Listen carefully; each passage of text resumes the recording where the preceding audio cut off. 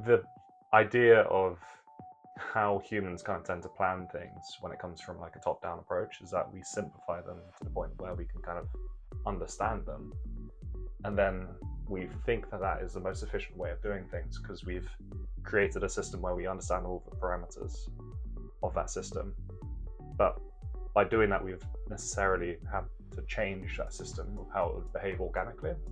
Comparing the best countries at building nuclear power versus the worst. And the best country, I think they get it done in about 7-8 years. And it takes us like 13 to 15 years to build. And so for me, like the delta of time in between that 7 and anything on top is all like elective, like delays that we're choosing to put on ourselves. When you approach architecture in that way, you end up with very samey looking things, right? Because you're trying to engineer out any complexity. The Empire State Building was built ahead of time and under budget, Yeah. which is not something that ever happens anymore. Yeah.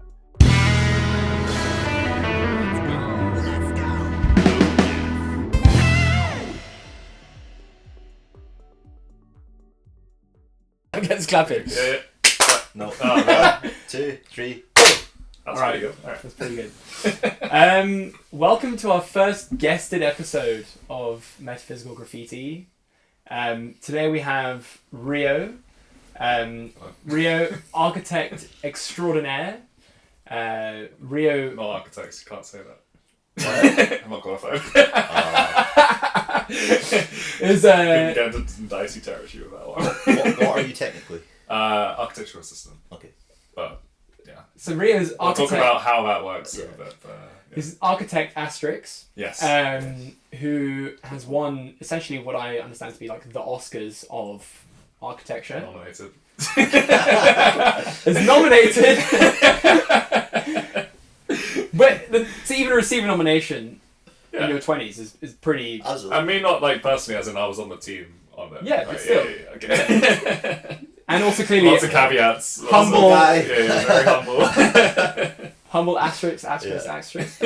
And yeah, so I mean, look, Rio and I have known each other for almost 10 years now, which is pretty mental. Yep. Like more than 10 years. 2014. 2014, we would have met. Yeah, 2014. Yeah. So it's been a long time, and one thing we've always spoken about has been kind of big ideas. It's definitely on the theme of this podcast. And I think, you know, as the theme of the podcast is kind of falling out of these discussions, we're kind of increasingly discovering it to be the connection between big topics. And there's one topic that literally touches everyone's life in every single day, which is the form and the structure of the environment in which they live. From, you know, the small scale to the big scale on a fractal level, like the house you live in, how does that change your behavior? The city you live in, how does that encourage you to behave in the city? And so I thought it'd be a great to bring you on as our first guest. So welcome. Yes, yeah. Thank you. Yeah, appreciate it. Yeah. And so look, I'd love for you to give a bit more of an intro to yourself. Yeah. What you do. So I've kind of been in the architectural profession since really leaving school. I started off at my undergrad in Bath, but at the same time I kind of started doing freelance work. So kind of started really engaging with how we kind of build things in this country. So that was for a couple of years as a property, well, not as a property developer, but working with a property developer in Surrey. So I kind of had this quite early exposure to like how we get planning applications done in this country, kind of how development tends to happen in this country. Before kind of working in a few places in London after I graduated until I started a place I'm at currently. So that's... Yeah, okay, I'll say it. So it's at Rundle Associates. So it's a practice in West London. We do mostly high-end luxury housing, sort of residential, sort of private homes. And yeah, I've been working there ever since. I did my master's at UCL, and kind of, I think particularly towards, you know, my master's time, I developed quite a fascination with how architecture and urbanism start to kind of entangle with each other, and just how, like you said, these things start to script like how we live in society. And actually, like, there is quite a big kind of argument for how the cities that we are designed, the cities that we live in, the way that they're designed will kind of really impact like how we kind of behave as a society and how like we occupy space. What would be an example of that in London? So, I mean, it's almost better to kind of compare different cities, right? So like, in London, well, okay, I'll take one extreme of the spectrum, right? So you've got, say, America. Mm-hmm. So, America, after the 1900s, or during the sort of 1900s, began this real rapid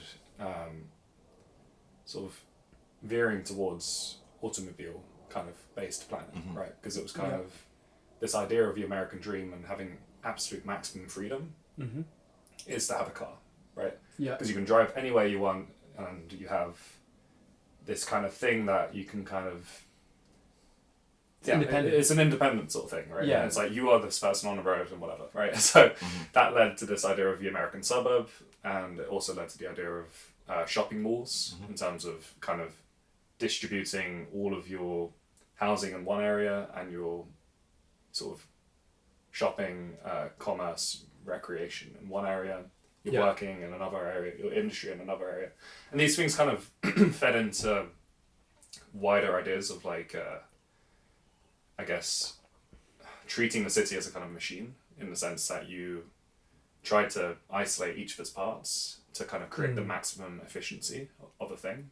I think, in books like Seeing Like a State, which I think we were talking about earlier, the idea of how humans kind of tend to plan things when it comes from like a top-down approach is that we simplify them to the point where we can kind of understand them. And then we think that that is the most efficient way of doing things because we've created a system where we understand all the parameters of that system. But by doing that, we've necessarily had to change that system of how it would behave organically. So say you compare the American way of sort of urban development to the medieval way of urban development in Europe.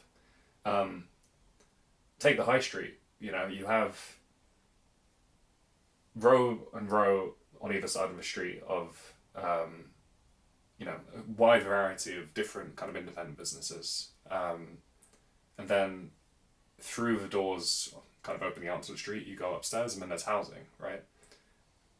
And that's kind of how we have it at the moment, but, you go further back and actually you have even more, sort of I don't want to say deregulated, but I guess the word would be more chaotic, right? So you have industrial uses, you have small pieces of industry there. So a big one would have been sort of brewing, like for beer, right? So you have streets with housing at the top, you have yards where there's kind of, you kind of enter through the yard when you go up through your housing.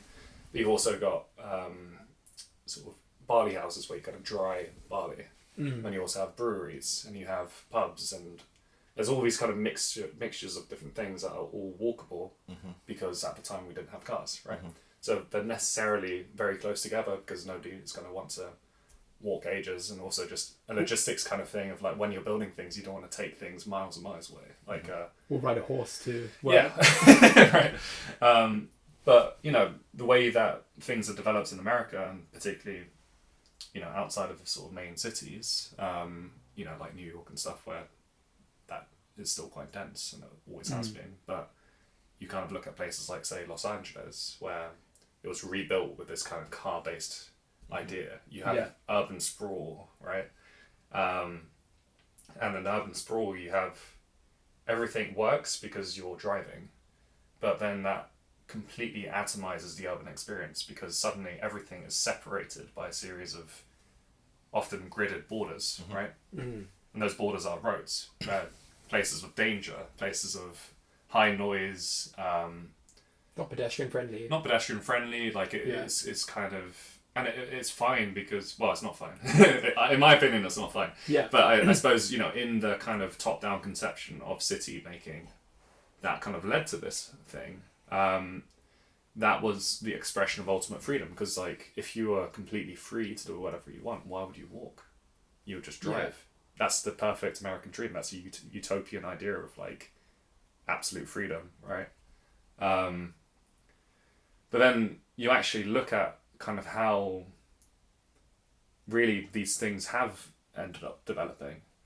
Los Angeles is a very dangerous place to live in because, like I said, the urban experience has been atomized, so actually there isn't an urban experience. There is just cars and just driving between different places. And actually, if it's not pedestrianised, there's not that many people on the street, or at least there are the same amount of people on the street but spread out more. And also, because you're separating all your housing and all your commerce into very separate parts of the city. The zoning thing, right? Yeah, zoning, and just generally like how you kind of organise. I mean, you have it in London too, right? But like, the point about Los Angeles is, or you know, places like that,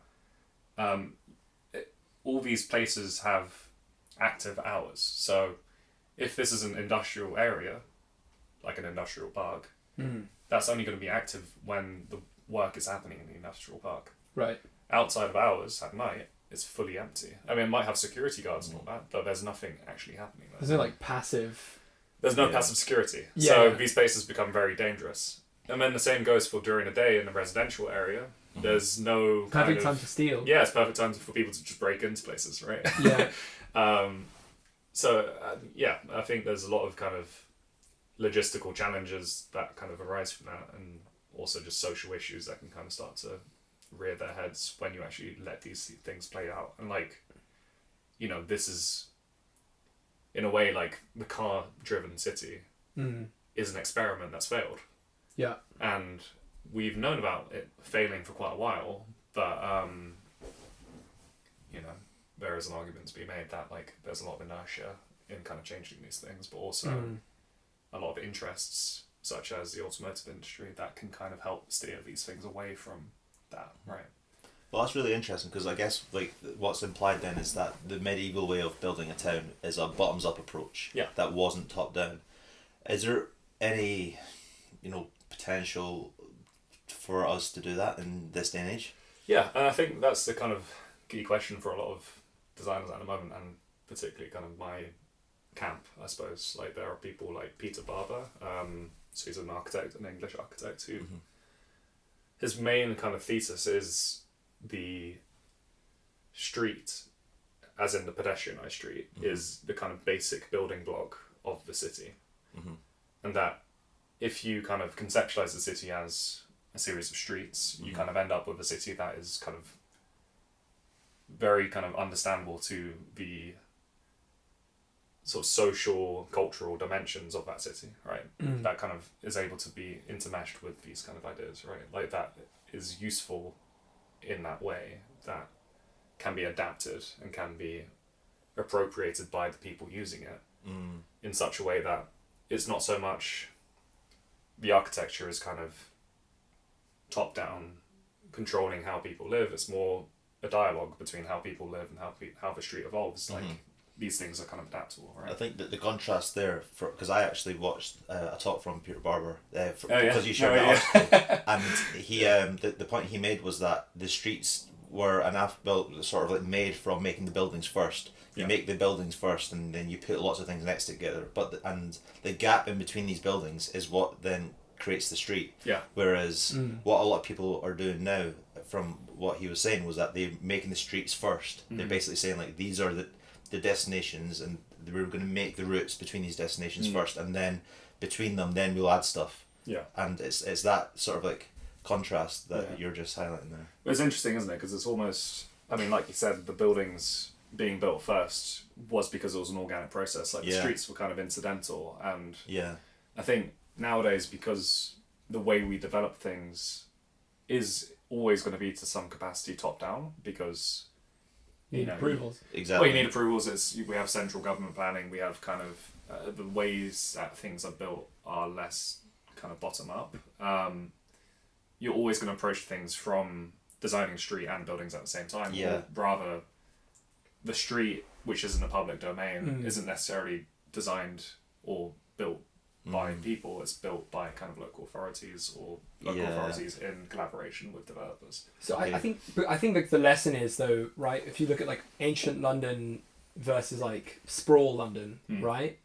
That back before we had the capacity to plan, because the urge was probably there, but it's just like outside of the capacity of the government back in, 1100s Bruges, Belgium, just beyond their capability to enforce things. Well, you'd be surprised.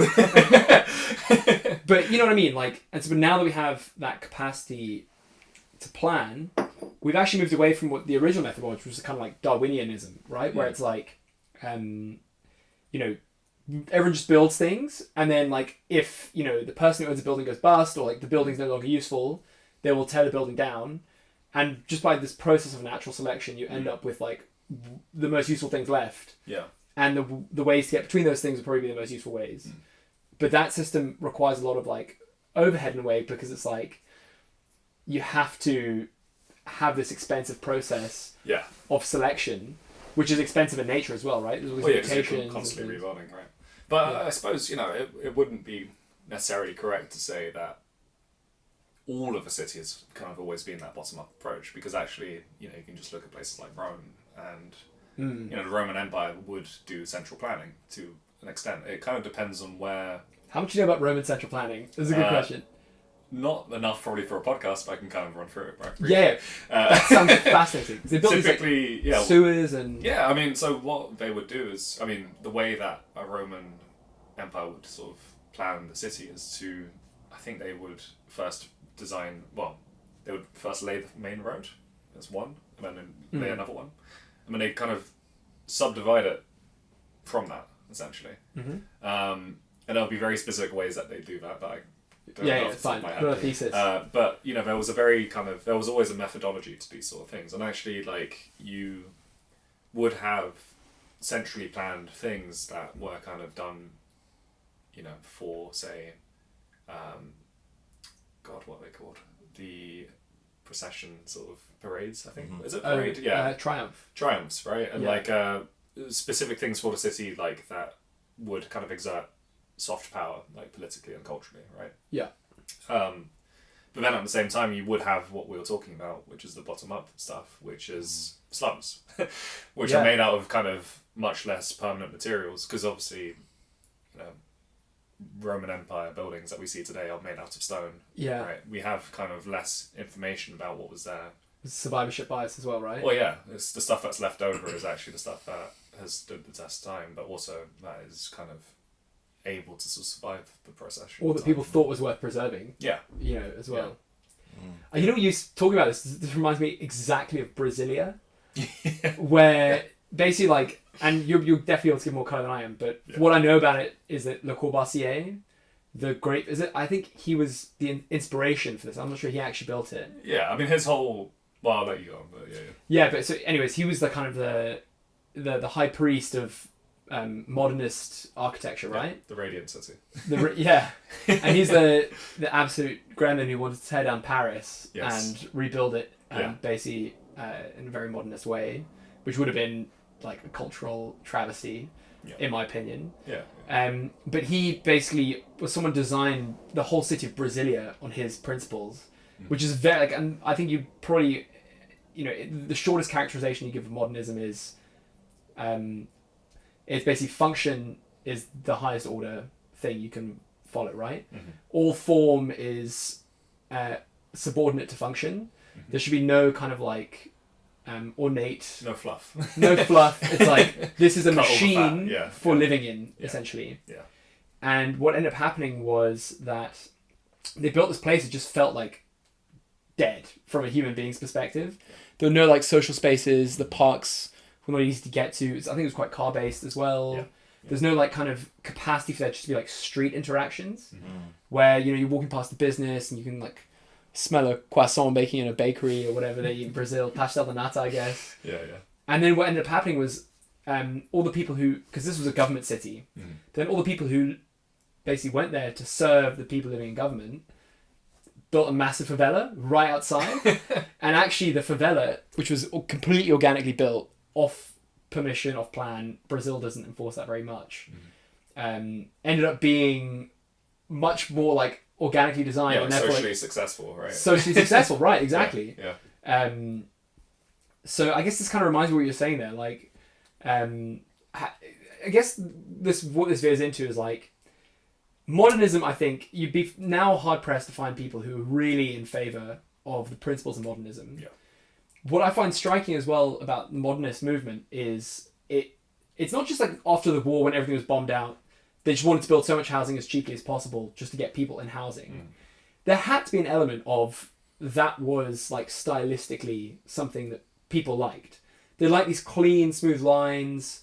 They like this kind of like functional aesthetic. We can't afford like kind of ornamentation and stuff. But a lot of these buildings now, you see them around and they're actually quite demoralizing. Yeah. In a way, like the use of like sharp lines and corners and the color gray doesn't have a lot of like positive association. It's almost like a knife. You know what I mean? A knife is like sharp grey and like a straight line. Yeah, it's depressing, right? It creates a desperate... I mean, as a society, we've kind of collectively all decided that we don't like modern housing blocks from that period of time. So my question is, what lessons can we learn from that period and like pull forward? Because I see a lot of like this housing, like that building that you went to go see near my place, and my objection to those buildings is that, you know, I was recently travelling and I saw a building that looked exactly the same in a completely different country. Yeah. Just for context, what did those buildings look like? So, I mean... Yeah, we can describe them. I don't know if you can see them from here, but it's just like, it's basically mass-produced housing, and I think everything is just basically picked out of a catalogue, all the supplies. And so they look pretty nice. You'll see them everywhere. We'll get it up on the screen. We'll get it up on the screen. I'll get it up. I'll just point like that. I think they look pretty good. But my problem is there's no localism at all to these buildings. Yeah. They don't, you know, they don't look at all like the place that they are in. No. They could be anywhere, you know. And so whilst I agree, like obviously there's a housing crisis, like for God's sake, build more housing. That's like, we're all going to be in... Yeah, it's priority number one. Priority one is build more housing. But like, I think the lesson from the last time we just had to build more housing is that ultimately like tastes can be quite transient. And, you know, form is at least in the conversation with respect to function. So I mean, I was curious to hear your thoughts. I'll start off, I think, on the earlier point of just Le Corbusier to kind of give some context to stuff, right? So Le Corbusier was an architect. He essentially rose to prominence. I think his ideas rose to prominence, in the kind of interwar period between the sort of First World War and the Second World War. And I think, correct me if I'm wrong. I think, you won't be able to correct me if I'm wrong. But, you know, fact check. Right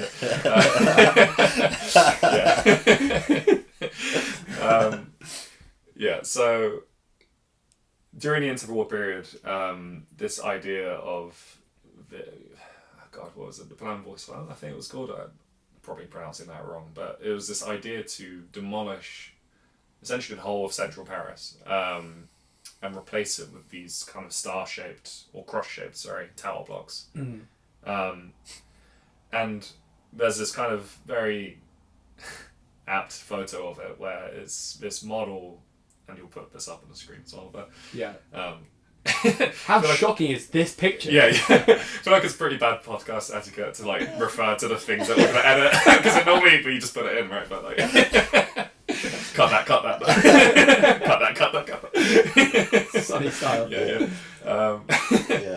But so the point is, what I was going to make is there's a photo of him standing over his kind of mock-up model of the entirety of Paris kind of demolished. Well, you don't see them demolishing, but you see the kind of blocks where the Paris used to be. And he's kind of standing over it as a god, kind of. Yeah, exactly. It's quite a famous picture.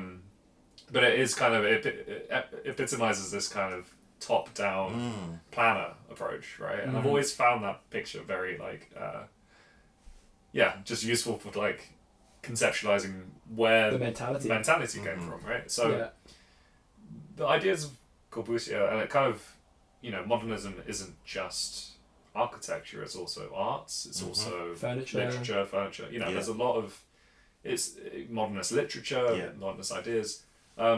It all came about as this kind of reaction to the atrocities of the First World War. And the First World War was kind of this point in history where we kind of felt that the course of history had to change because we needed to stop having massive wars like this. And modernism, at least in the architectural sense, was kind of born out of that reaction. So with Corbusier, like, the idea was everybody would live in a tower block. Everybody is equal. It's a very egalitarian kind of idea, right? Yeah. Everybody is equal. Everybody kind of has access to the same quality of life, which at the core is what modernism wanted, is that people have a better quality of life, that you wouldn't have people living in manor houses and have people living in slums. Which, for the context, there were a lot of At the time, there was a lot, right? Like slum housing in London. Like, Fulham was a slum. Yeah. Which is crazy to think back to now. Like, that £800,000 house was a slum. Yeah, 100%. And, like, you know, even Paris, like, he would... Part of the idea of demolishing all of it is because it would have slums and, you know, it wouldn't necessarily be kind of the best quality of life for people at the time. And, like, the idea was to sort of, you know, tabula rasa, clear away the past and replace it with this new thing that is being made possible for the first time in history by new materials. Because things like concrete, while that existed, you know, the Romans invented concrete for the first time. You've got it in the Pantheon. Is the Pantheon, that and steel, right? It allowed you to build things on a scale that hadn't been seen before, and also at a speed that hadn't been seen before, at a cost that hadn't been seen before. And that kind of unlocked a great deal of social potential, and then at the same time, the kind of powers of governments and the kind of organisation of governments allowed you to kind of embark on these very wide-reaching kind of projects of redoing cities. So it was kind of in that moment of time that these ideas even became, like, you know, feasible, right? But how much did the government invest in housing before the wars versus after the wars? It would, but to be honest, I think it was mostly private. Yeah, that's what I think. Well, you would have kind of, you know, government housing. It was more like has existed in some sense for, you know, the almshouse, right, is a kind of example of... It was more like church then, I guess, right? Yeah. Or the I guess, Peabody Trust. Yeah, or... yeah. I honestly probably don't know enough about it to feel like, but... it's not ambush, by the way. Yeah. No, I'm trying to think. I mean, you know, but you have examples of social housing, whether or not it's by government, but I suppose, you know, a better way to think about it, less of what we think of today as like a central government, but some central authority, whether it be a church, whether it be kind of an estate, you know, that kind of way of building has existed, right? Okay. Or like paternalistic industrialists, right? Yeah. Like Bourneville in Birmingham. Yeah. Well, I'm just thinking now, like after the Great Fire of London, obviously, it was the state that actually like commissioned all these buildings to be rebuilt and new things. Yeah.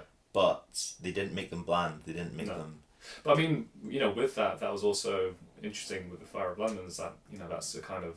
That was regulation, right? So after the Great Fire of London, that was kind of a very big slew of regulations kind of got put into place to stop the Great Fire of London happening again. Because before the Great Fire of London, there was no regulation, really. Okay. So everything was built very, very close to each other. Out of wood. Yeah. And the kind of way the streets were organised was very kind of chaotic. Okay.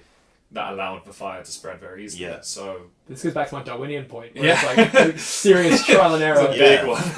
That's like a asteroid kind of killing the dinosaurs level like Darwinism on London, right? Try again. But you know that was, you know, in the 1666, I think, right, when the Great Fire of London happened, and like that is a very big example of central planning where you set regulations on the spacing and the materials that are used for kind of how or building, I suppose. That'd be a brilliant example of like how central planning should be done. Yeah.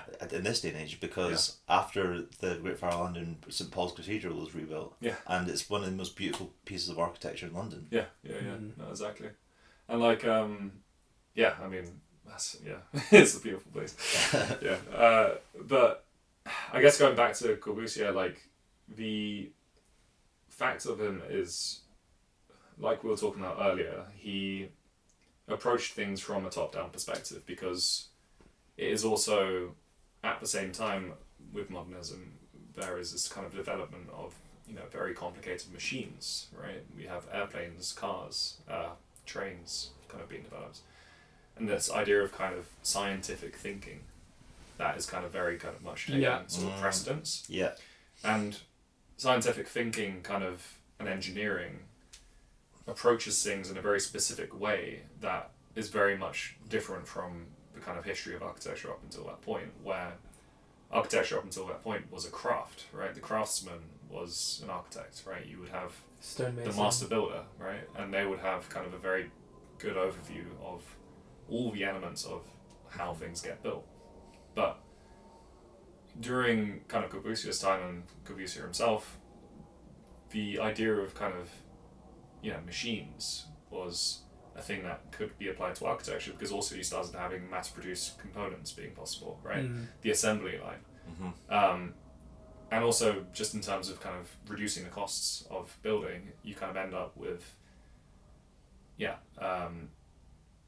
mass-produced building elements that you can kind of start putting into place very quickly in assembly. The point is that when you approach architecture in that way, you end up with very samey looking things, right? Because you're trying to engineer out any complexity that you can. Because when you're designing things to be mass produced and kind of used en masse, grids are a very kind of good way of doing that. But also it's just the way Formulas. What's that? Formulas. Yeah. Yeah. Yeah, exactly. It's like you kind of, it's almost like a matrix of things, right? Where it's just like, okay, well, these things slot together, so then you end up with a grid of different things. Well, how I'm thinking about it is like how music is made. Yeah.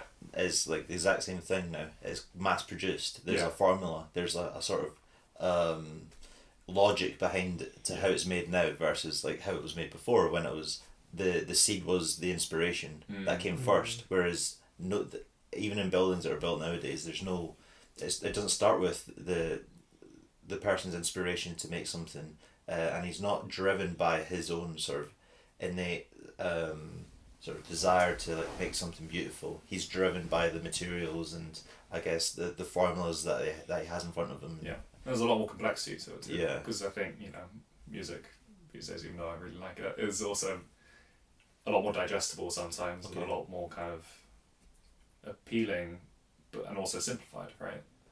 Whereas kind of if you look at like a classical composer, like there would be kind of a lot of complexity and kind of different instrumentation, because they would know every element of what was going into it so much more. But I think this is actually an interesting way to slice into like what people value at different points in time, right? Because, I mean, for example, was there presumably a point in history where people looked at classical architecture in the same way some people look at classical music and say, I don't like that. It's too much. Like for me, like it's impossible to imagine, because have you heard of this concept like the Lindy effect? No. Lindy is like a term that this guy Nassim Taleb came up with, which is basically like the longer something's been around and is still around, the longer it's likely to be around in the future. So like certain books, they stop selling after a year, and then in 5 years' time, nobody remembers that book. But the Bible, like, it's been around for 2,000 years. Pretty confident to say it's going to be around in 2,000 years' time more. Yeah. And for me, like, just this kind of, it's just general, like, kind of principle where it's like, if something is like 500 years old and it still looks beautiful, I can probably bet that it's gonna look beautiful still in another 500 years. And I think that's an approach people should take if they're buying a house for themselves. Like, if you're buying a house and the house is old, like from the 1800s, it's most likely in London, and you still think it aesthetically looks pleasing, you're taking less risk on the design of a place, which for a lot of these modernist apartments we're talking about now, objectively, like I think very few people would agree that that's a pleasing way, way to design things. I mean, also, it also goes back to the fact of how we build now being a lot less, I suppose the word for it is kind of the lifespan of it is less, right? Okay. Things that we build these days is made to last for 50 years. Why? Because that's just the minimum kind of required. Okay. Well, not even required, but it's, I don't think there's a regulation on it. Well, probably is, but I don't know. I think. But like, what's the mentality? 30 to 50 years. It's because of the way the materials. Because the thing is about modern buildings versus old buildings is there's a lot more complexity to all of the elements, and also the way that we kind of procure the buildings is very different, right? Nowadays, everything is warranted. Everything has insurance. So the insulation in your walls will have a warranty on it that lasts for a given number of years. No ways. Right? The structure will have a warranty that kind of and like that's very different to something built in the 1800s where it's just bricks. Yeah. Like sandstone. Yeah, it's bricks, sandstone, timber, and plaster, right? But those buildings are still around, a lot of them. Yeah. Like ones, especially, I mean, obviously, if it's been torn down or bombed in the war. And a lot of time they've been kind of adapted to kind of make them last longer and they've been prepared. Yeah. Yeah. But also, to build a building like those, it would cost a lot more than it would to build the buildings that we build today, because we've taken a more mass-produced kind of production mindset, which is kind of, under the umbrella of the wider kind of capitalist paradigm that we're in, right? Because of the way that we kind of procure products, and it's very, specific to sort of define these things as products, because everything in the house nowadays is made out of some kind of product. Whereas I think, in a way, something built before, you wouldn't really think of things as products, you just think of them as building materials. And I think, not sure where I was going with that point. But like the housing has definitely become commodified. Yeah. It's become a product, I guess, Yeah. the house, and so it's built with a different intent to like how they were built previously. I'm really curious, do you think that there's ever, like, what would it look like if we were to build social housing that actually looked nice? Like, do you think that would be possible? Do you think it would ever get funded? Yeah. So I think, the thing is about social housing, particularly like, in this country, is that unfortunately, like, when it was built initially, so the idea of social housing that we have nowadays is the kind of grey tower blocks kind of in the distance that kind of look a bit sad, and then the estate itself, which is this kind of quite eerie collection of kind of tower bases with long expanses of green space that are fenced off between them, right? I mean, before those fenced off areas they weren't fenced off, right? But actually, there would tend to be social problems in those kind of places because people go there to take drugs or poverty, right? create unsafe. Yeah. Yeah. Then the actual fact of the matter is that there are good examples of social housing, even in London, that you can find. There's a couple in Camden that were kind of built sort of during the 60s. I think one of them, I'd say, is quite a good one, is I think it's Alexandra Road. I need to fact check.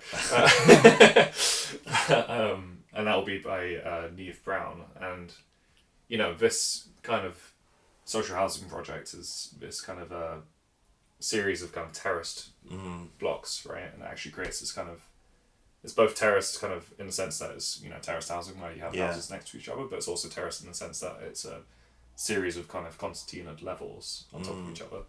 And they're kind of arranged on a very like dense street. Yeah. Another one, say, is the Brunswick Centre, right? I don't know if that's actually social housing, but it's kind of built with those same principles of, this kind of centralised idea of planning, building a block of something. So I suppose when it comes to the question of is there good social housing or is there a way of making good social housing, I'd say yes, and we have done it before. But I'd also say there is a lot of work that is being done right now by Peter Barber, for example, where he, I think this is the right way of going about it, where like instead of like Corbusier did and the modernists did, try and reinvent everything about living in the city. Yeah. Because we think that we have a better idea of how we should live in a city than the generations before us, right? Because a medieval city is the way it is because there's been several hundred years, if not, 1,000 years of developing the way that we live. So people like Peter Barber, their whole thesis is we have already invented the best way of living because that's been something that's kind of been adapted and tested and tried out. Yeah, absolutely. Through, like you said, through kind of a type of trial and error. Architectural Darwinism. Yeah. Or even urban Darwinism is probably a better way to say it. And I think you can extract the principles of how something has kind of been built from the kind of street experience and kind of put that into practice in how you build social housing. And then that creates good places to live. This is like actually kind of touching on like a core like aspect of my epistemology, which is the only way you can learn anything in any domain is trial and error. Yeah. And that is basically science, which is just very applied trial and error, updated through observation.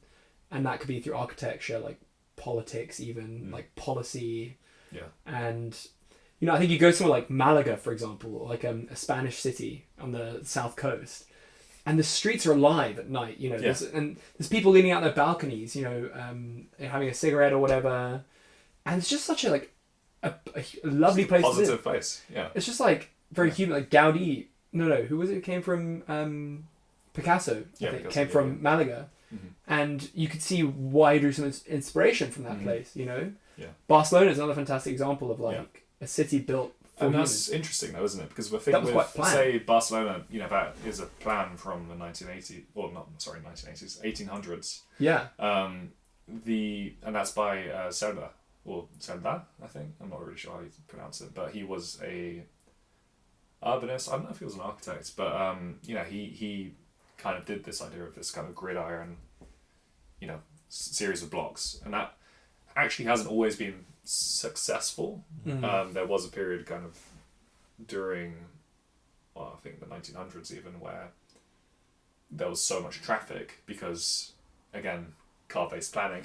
And, you know, you kind of started to sort of see that get much better more recently in the past kind of decade, where Barcelona brought in this idea of a sort of super block where you kind of take a series of blocks in a square, and then you make the centre of that series of blocks pedestrianised, and then you only allow cars to go around the sort of edges, and you allow cars to go in through one-way streets within it.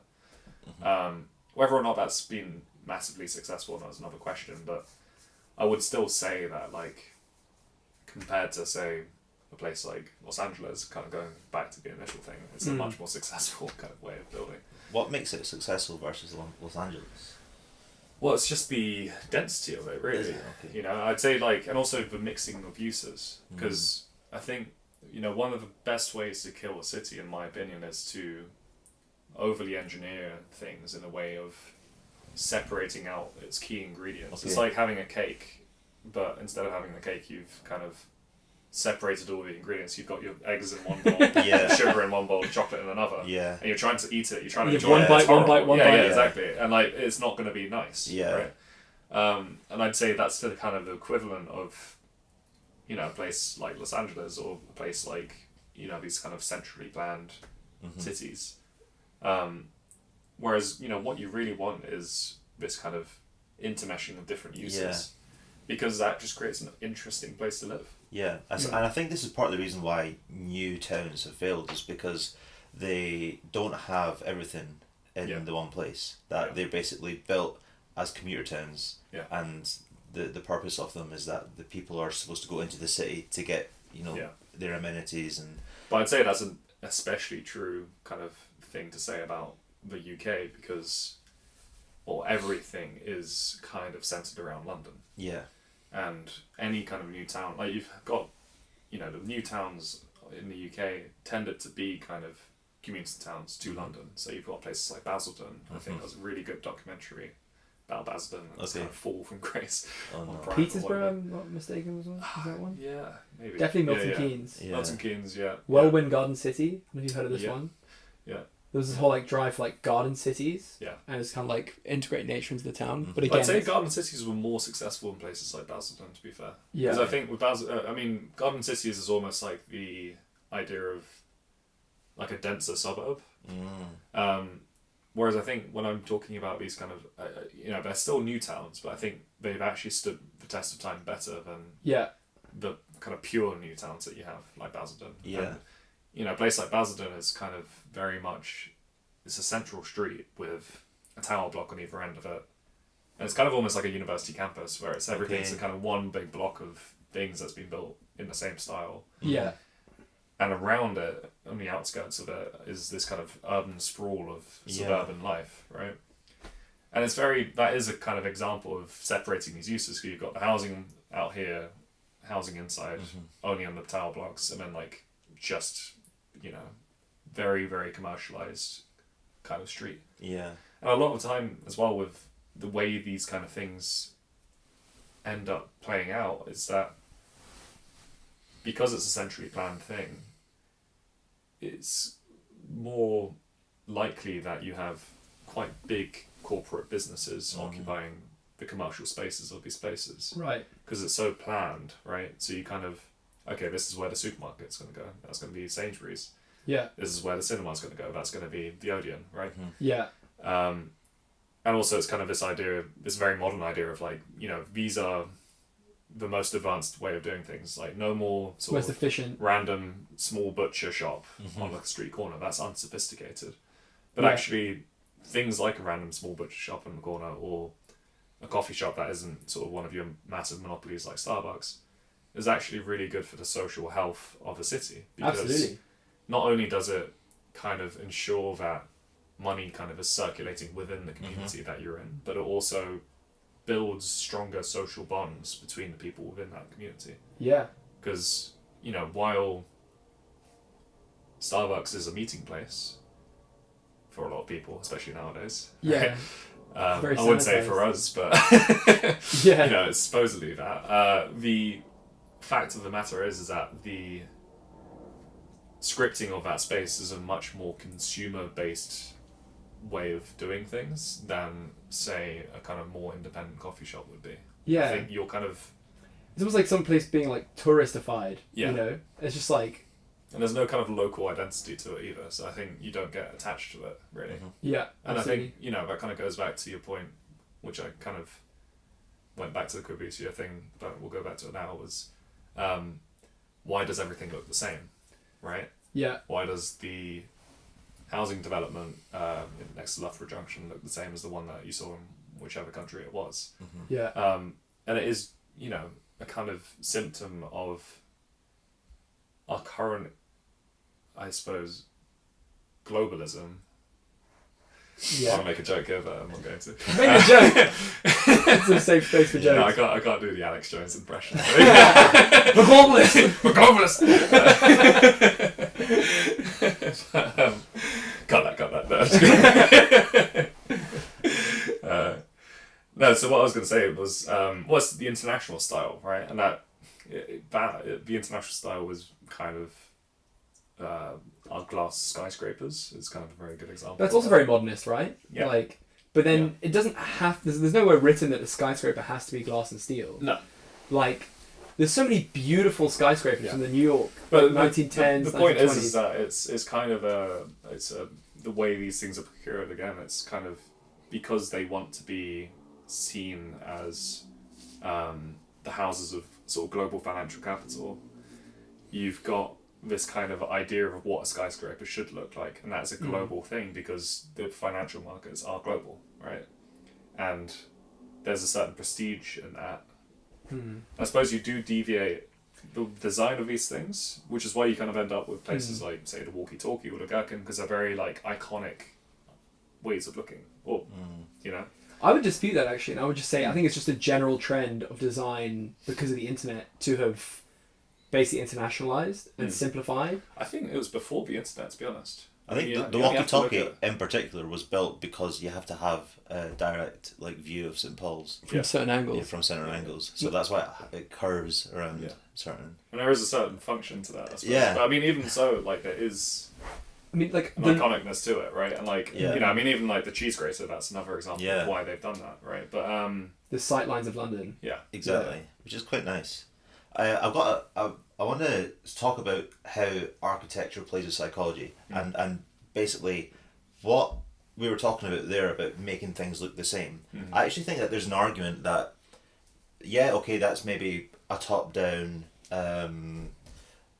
that's a symptom of it being top down because they're sort of optimizing for basically profitability and function. But I think that there could be an argument, and I don't know how true this is, just something that pops into my head, that maybe that's also something that the people want as well. That I think people love to hide behind conformity, and people might be more likely to want to choose to live in a town if it does have a Starbucks and it's got all these sort of commodified things around, big brand names and things, and like they might feel more, especially if they're international, they might feel more safe actually in a town that has all these things that are just so standardized, that just look like everywhere else, because and that's how often people like buy their clothes, and how they choose what movie to go see, what music they listen to, is that they just look at everyone else and they think, well, what are they doing? Yeah. And I think I can't go wrong if I do that as well. Mm-hmm. And so, is there an argument in there that actually these sort of like property developers are almost giving the people what they want, which is like a place to sort of say like, look, you're not going to go wrong by living in here or investing in this.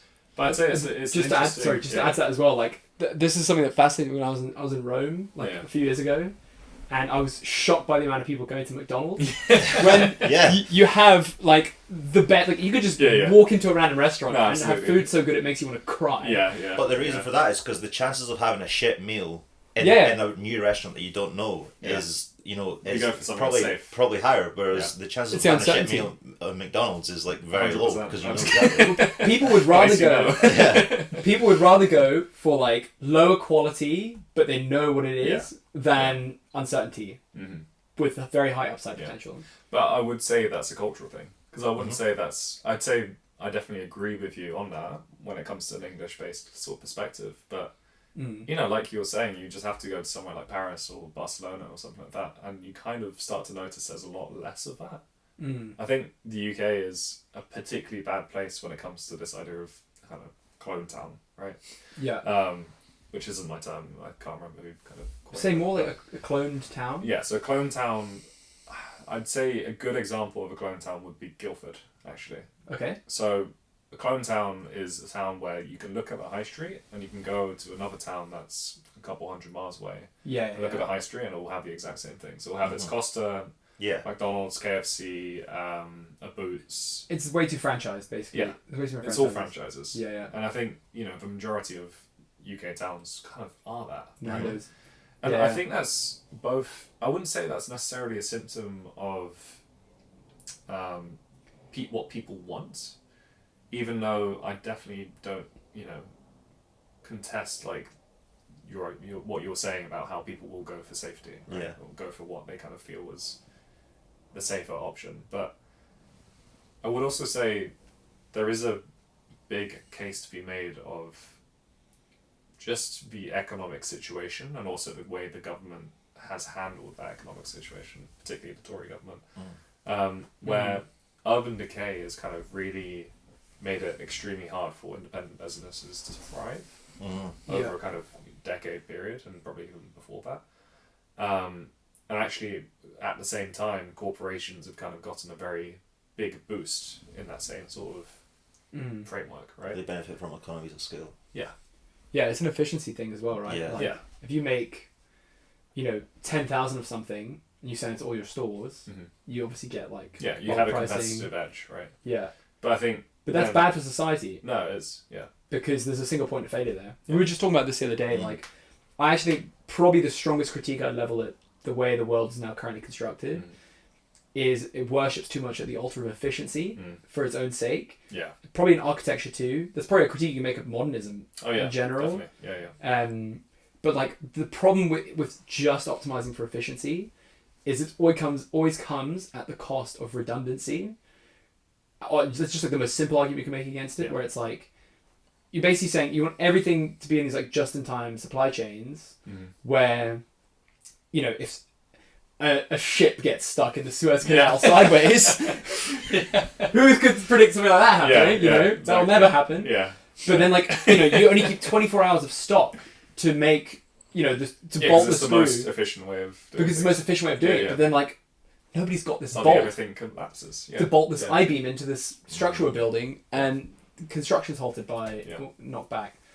And so one thing a fascinating thing, I know a family friend who's this like property developer, who was, I think he was involved in the Battersea Power Station remodeling, which I actually think is quite cool, to be fair. I asked him, I was like, the Empire State Building, and this is a fascinating fact. It was put up in like couple years, right? The Empire State Building was built ahead of time and under budget, which is not something that ever happens anymore. Yeah. Is that just like procurement? Like, why is that like, everything's mass produced now. They were like literally like quarrying stone for that. You know? I honestly wish I knew more about the Empire State Building. I also know that fact, but I think it is. I don't know if it's a combination between the way they built it was quite interesting. I think the way they arranged the steels were quite like. Yeah. They almost over-engineered the amount of steel to go into it. Okay. In a way that kind of allowed them to just really quickly stack it. But to be honest, I wouldn't know. There's like these photos of the construction workers, right? Just like hanging in midair. Yeah. Kind of mental. Well, I wouldn't even say that's like an argument for sort of deregulation, to be honest. I think it was. I mean, maybe it is, but I'd say it's also just a construction methodology sort of thing too, right? But yeah. Not sure on that one. But so let's talk about regulation then, because like one thing you deal with in like building private housing is ostensibly like local planning authorities. Yeah. And I think one of the biggest voting blocks that I think are systematically underspoken to in this country is definitely YIMBYs. Yes. People who are like actually in favour of building, and it's not even necessarily, it's basically a function of like we need to, like there's no option, and whilst we come from different places politically, I think we can all agree that no matter which side of the aisle you're on, the housing situation is horrific, and that needs to be. And there's almost no point fixing the rest of the economy until you fix housing, because if it's just always going to be basically a small group of people taking all the growth out of the country basically into higher rents or like property values, then what's the point of like getting more jobs for everyone in a way, It's the same way in like, I have a senior person in my business who's Indian, and just like the better Indians do, the more expensive their weddings become, because it's like such a status symbol, and it's like people dropping 2-3 million on a wedding. Yeah. Wow. And it's like, well, it's like maybe these Indian wedding planners are like the Indian equivalent of our landowners basically, because they're just abstracting all the wealth, And one thing I've spoken about on this podcast before is Georgism, which you and I have spoken about before. So I guess it's a bit of a roundabout way, but like, let's talk about YIMBYism, NIMBYism. Like, you actually deal with councils every day. Yeah. Do you want to like clarify what that is? So yeah, YIMBY is like yes in my backyard, and NIMBYs are not in my backyard. And again, a lot of these things I think they're not like due to malice. It's just like, people following their local incentives. Self-protection now, isn't it? I think it's kind of a key thing. But what does it mean? Yes in my backyard, not in my backyard. Yeah. What does that mean? So someone who's in favour of building in their area versus someone who's not. It's like the green belt is a bit NIMBY. Because you have power over what can be built in your area. You can veto so you things. Can say no to something. So the one thing I think that this NIMBYism discussion often lacks is like some genuine professional understanding of how the regulations actually function in practice. So it'd be great if you like just let us know like, how does it actually work if you want to get some planning permission. So I think I'll start off with the kind of background of how our planning system kind of got put into place. Because it is actually, the current iteration of the planning system has only been around for about 35 years. So that was kind of put into place with the Town and Country Planning Act of 1990. There were kind of iterations on it before, but I think, the kind of definitive way that we do planning now is defined by that act, and it's kind of been adapted since then. But, most of our planning framework is still based on that initial thing. What is that? Do you want to explain that? I guess I'll go back to, again, the background of it. The history, essentially, is when you had the World Wars, and after that, you have, obviously, this kind of big push for redeveloping kind of cities and new towns, etc. But you also had a kind of change in how people, I suppose, saw housing, right? Because people would kind of normally just stay put where they're from. Yeah. Born in the Shetland Islands, stay in the Shetland Islands. Yeah, exactly. Yeah. But, in places, say, like East London, there was this kind of this trend of kind of having holidays out kind of further east. So say you kind of got like Southend on Sea. I can't remember the full name of it, but something on Sands. Yeah, but essentially in these areas you'd have these kind of temporary sort of holiday kind of homes get set up. And essentially there'd be these kind of shanty towns. And they started out being just like little tents, but then they kind of turned into wooden shacks, etc. But people would then start to live there more often, and then actually you ended up with these kind of very messy, quite kind of chaotic and quite sort of poorly kind of built towns, shanty towns, out kind of in what were previously fields and countrysides, because these plots had kind of been sold off, right, as a kind of holiday sort of thing.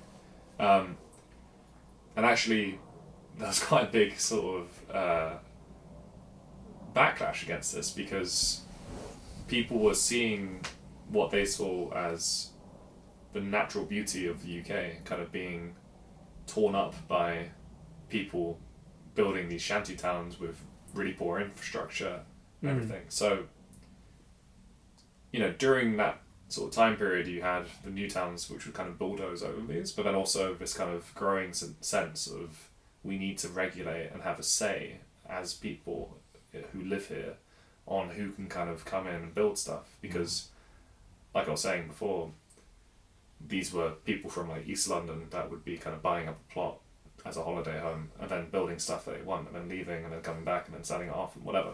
Yeah. The people that had already been living there forever and in a village where everything was kind of quite sort of nice saw that and started really kind of pushing back. And I think, you know, that's not just the only reason that more planning regulations got put in, but I'd say that's one factor of it. Quite emotional. Kind of familiar with, right? It's an emotional thing. And I think the Town and Country Planning Act was kind of aimed at both leveraging more control over what got built from the central government, but then also trying to give more agency to neighbourhoods on determining what got built there. The problem is that the implementation of it, you know, in my opinion, and I think it's kind of just true to say, is that it gives an illusion of agency to people without really providing that.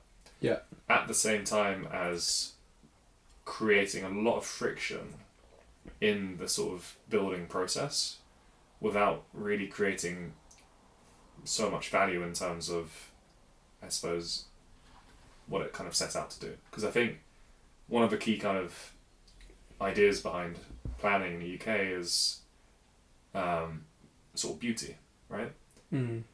But how does one kind of start to define beauty? And the way that we tend to do it, most councils tend to do it, is by defining a local character. So most towns will have a kind of local plan, or I think every town will have a local plan. And within that local plan, they'll kind of start stipulating what are the features and what are the urban densities and zonings that you want.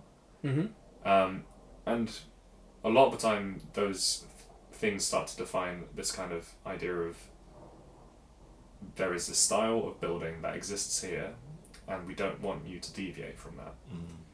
And a lot of the time, when you're sending out a planning application to a council, your planning agent, or the person, sorry, not planning agent, planning officer, we're the planning agents, the planning officer will review your proposal and your application against both the Town and Country Planning Act and then the council's local policy.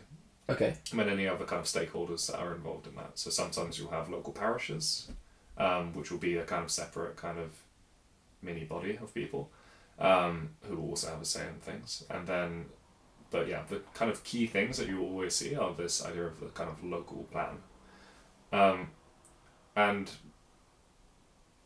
when you kind of try to boil down something as complicated as design, I mean, it's not the most complicated thing in the world, but it is fairly complex, and it can be complex if you allow it to be, into here is the local plan, here is the character that you need to sort of fit within.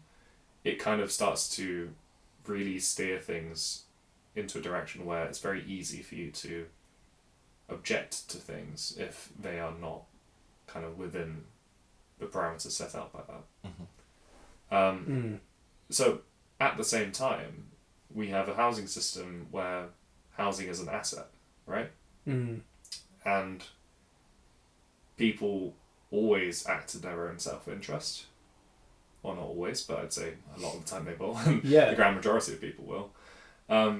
And a lot of the time, when things are built next to you, that will generally kind of be perceived as a threat to that asset, because it will kind of impact the value of that asset, particularly if it's something like social housing, because you don't want to be living in a place where there are less wealthy people, or like the overall wealth of your area is lower.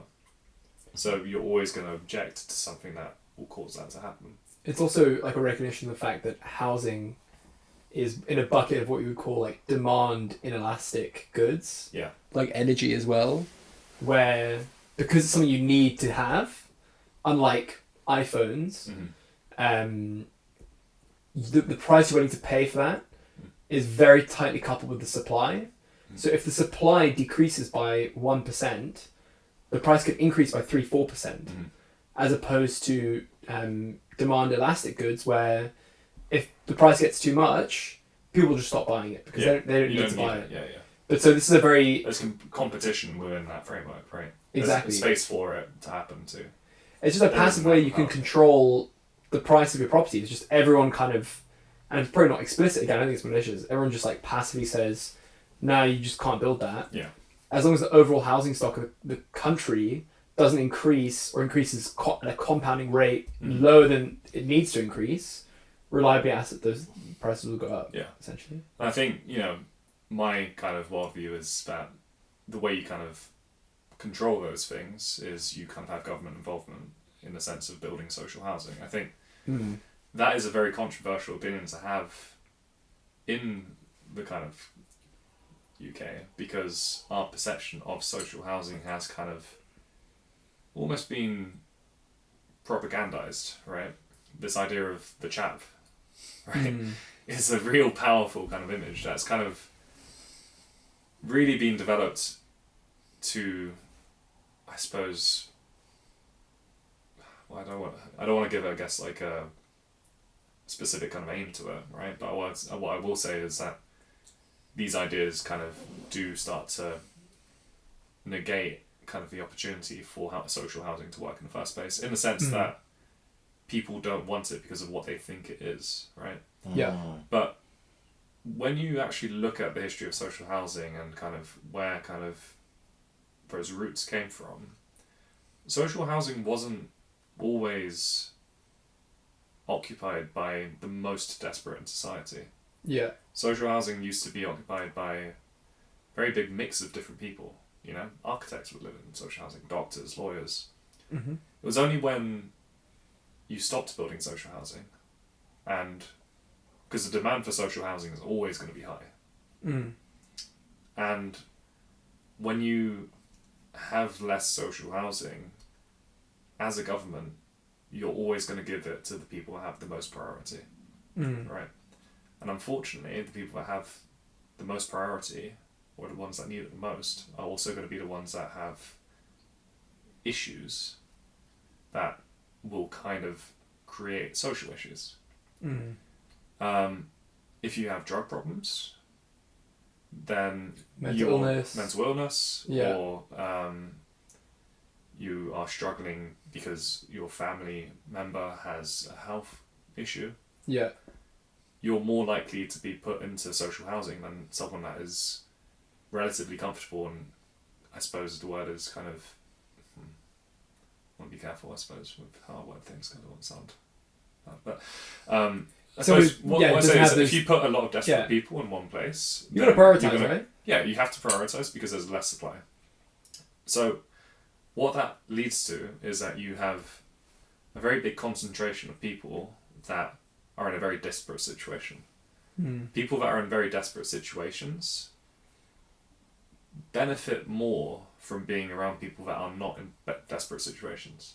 A community, in a traditional sense, is a group of people in a town or a village or a local part of a neighbourhood who can come together to support the more needy of that community.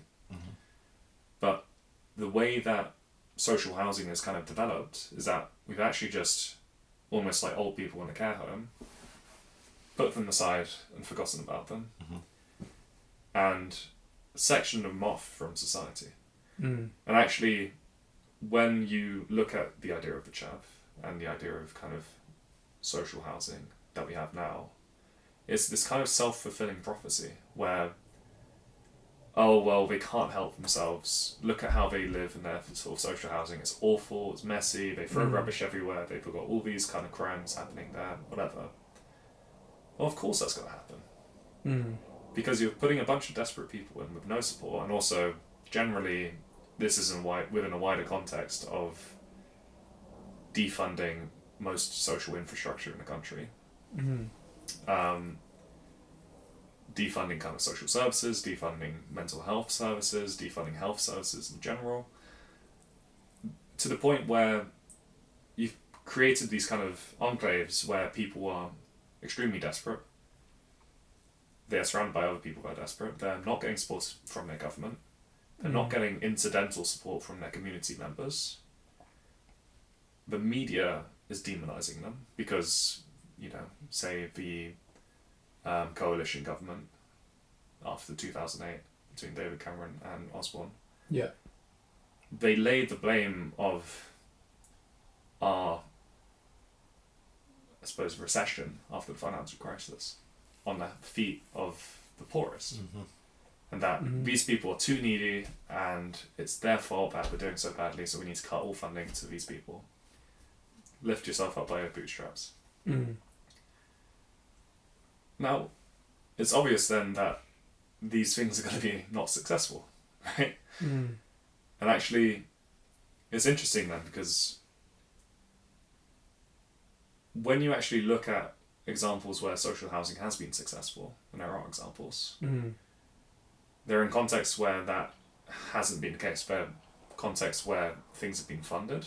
There's been mixtures of people that both need help more than others. What would be good examples of when social housing has been successful? I mean, there's new ones in London being built now, where we kind of started to learn from those mistakes. I mean, there's not enough of them, but, we're kind of, there could be a renaissance of that kind of thing if there was the funding for it. I think it's good to paint a picture of basically what can happen. I mean, I keep on going back to Peter Barber, but he's a very good example of kind of projects that have been built, and they're very small scale. They're not the same scale as the kind of social housing of the 60s and all that. If I'm not mistaken, though, any new property development has to include some percentage of housing that's made available, like low-cost social housing prices, right?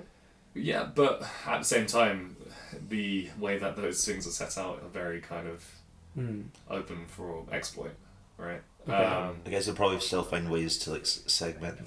Well, they do. And, there's a really good example of, there was this real, I think it was in Nine Elms, I could be wrong, but there's a series of towers and it's got a pool kind of spanning between them. I've seen that.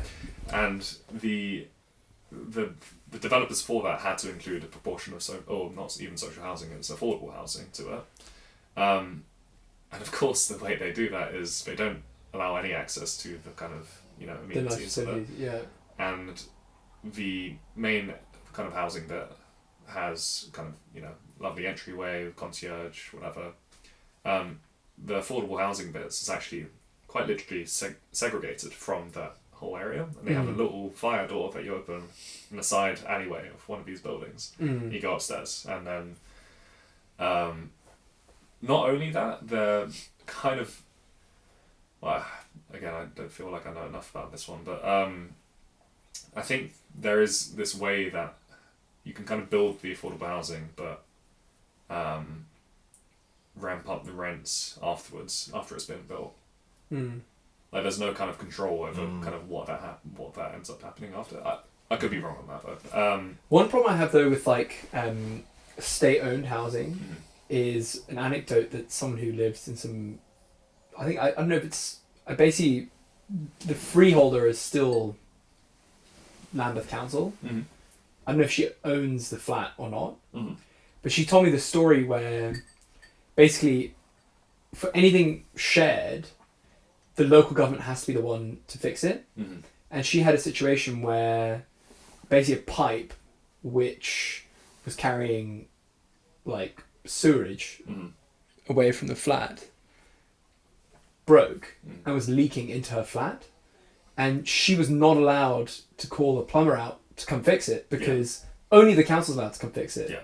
Yeah. But then it's a classic Kafkaesque ritual of trying to find who's actually responsible for this, get them responsible. It's almost like that Ronald Reagan joke about the Soviet Union, you know, where it's like, I won't go through the joke, but it's basically just like, you know, it's going to take 80 years to get this plumber out to house. Meanwhile, like actual like liquid feces leaking into a house. Like, you know, that is part of why they wanted to sell off council houses, to give people more agency over their housing. Mm-hmm. If you wanted to paint your door, you would have to apply to the council. You know. Well, I'd say, you know, that's less an argument for private housing and privatising housing, and more an argument for, you know, how less you kind of regulation. organise social housing, right? Mm. So again, with social housing, it is kind of that era of top-down planning. Yeah.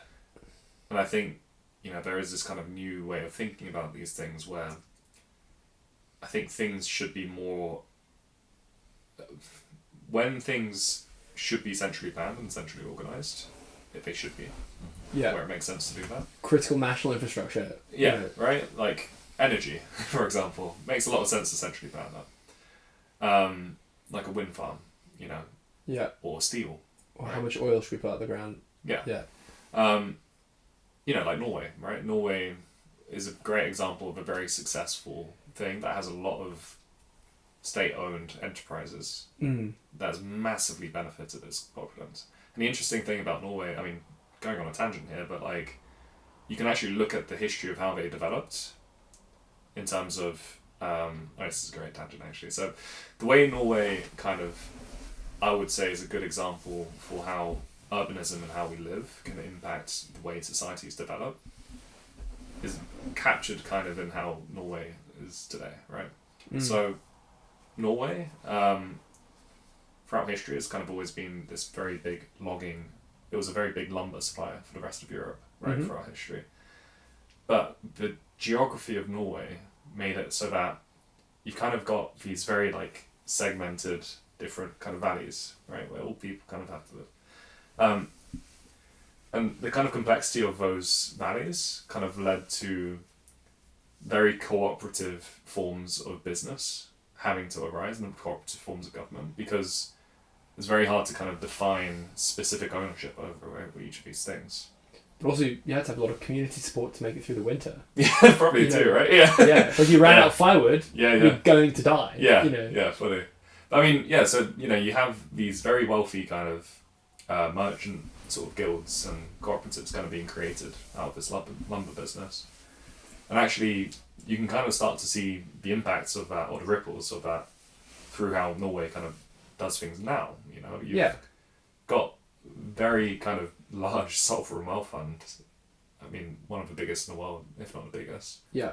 The way they've done kind of their oil industry is to bring in, you know, at the time, much more specialist sort of businesses than they were to drill their oil, but on the condition that they would then take over their sort of enterprise once time with it. Yeah. Ended up. I guess it's a general critique of the UK, and it's something I've spoken with Sam about as well, is that like we never invested the money. Yeah. We just like used it to pay off people right now. We just sold it off. And but there was income anyways, right? It's not like we just sold it all off. There was income, but our approach was just to use that and spend it right now. It was not to invest for the long term. Yeah. And here's a confounding one for you as well, because I'm curious how you feel about this. Arguably one of the most capitalistic places on earth is Singapore, but I was there a few months ago, and it's probably one of the most thoughtfully planned places ever, out of necessity, because there's such constraint in space. It's like a tiny little island. Yeah.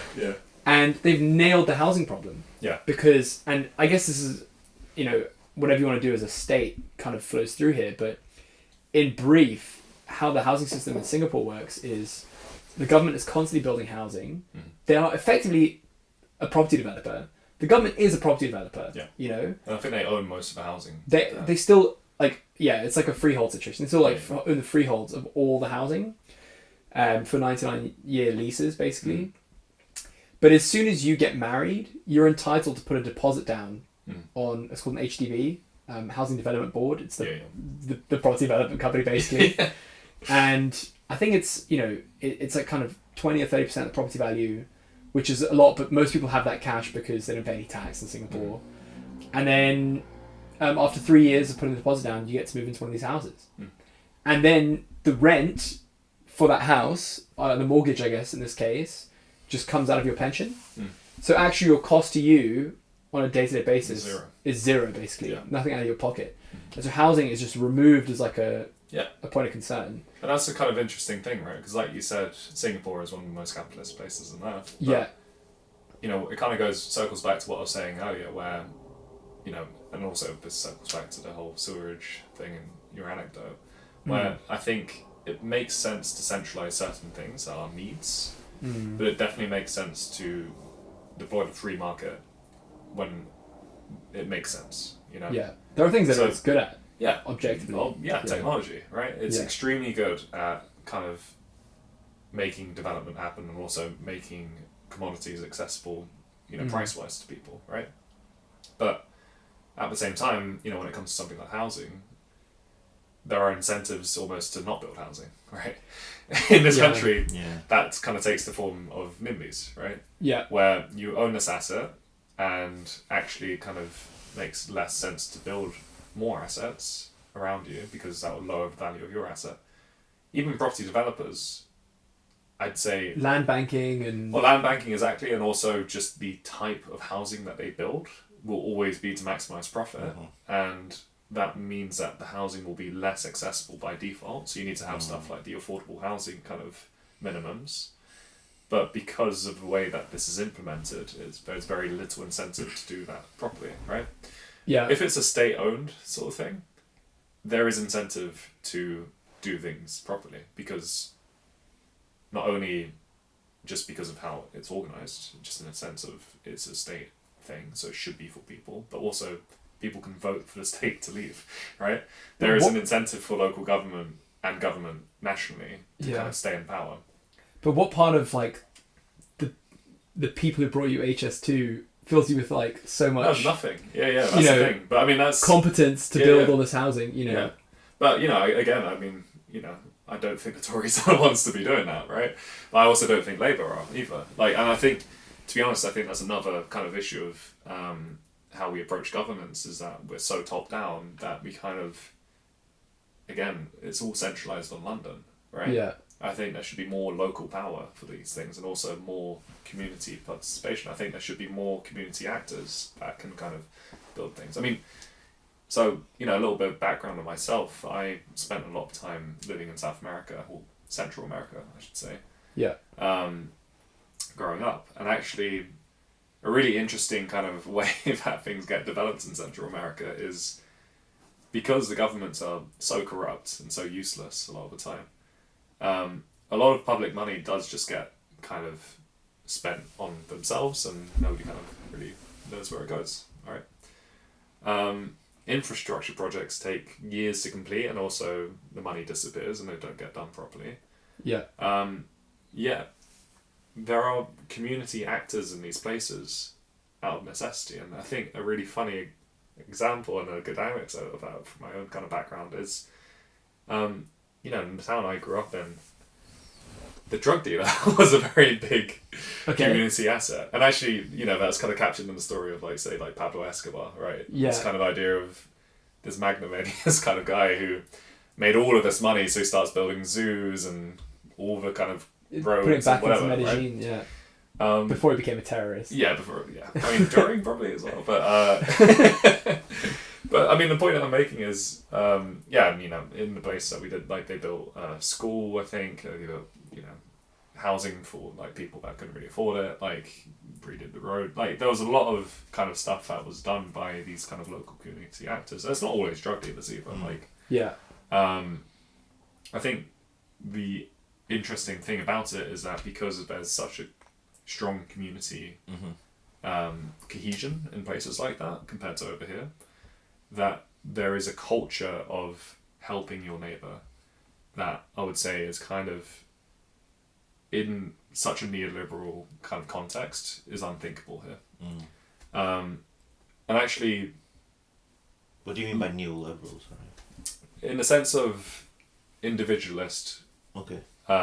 Everybody for themselves. Everybody will kind of act in their own self-interest. Mm. And everybody's trying to climb that kind of ladder, right? And I think that isn't necessarily kind of a default of humanity, right? That's kind of relatively like new way of thinking about life, right? If you actually think about it. And I also wouldn't say it's as universal as it can feel, right? You know, in South America it is also still quite a capitalist sort of place, I would say, but you do have a much more community-based kind of way of living than you do in places like America and the UK. Yeah, I think the ties to like where you grew up and where your family's from is a lot stronger than certainly what it is in the UK. Yeah, and I think that's where we get that phrase in the UK, brain drain, from, because basically anyone that's from anywhere in the world that's like slightly competent just moves straight to London. Yeah, and I think back to what we were saying about the social housing and about how they tend to have people that are maybe have higher likelihood of mental illness and like drug addictions and things like that, that if they were to get lucky and then break out of that, what they wouldn't do is they wouldn't come back. They wouldn't come back. No, not at all. And they would stay, and they'd stay in London, and they would just work their way up the there's sort a brain of drain like from those hierarchy, places, and there's a right? brain drain from those places. Yeah. Whereas like what we want actually is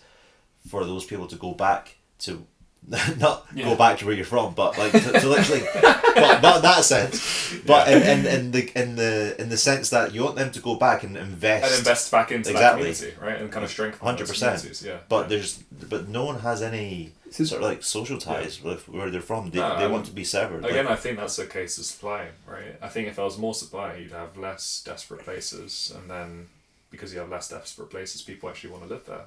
But I also think, you know, back to what you're saying about the sort of anecdote about your friend not being able to sort of repair her sewage, is we need to have a less top-down approach to state-owned things. I think there should be more community participation, but also, you know, everything in my mind should be a kind of mix of public and private actors, right?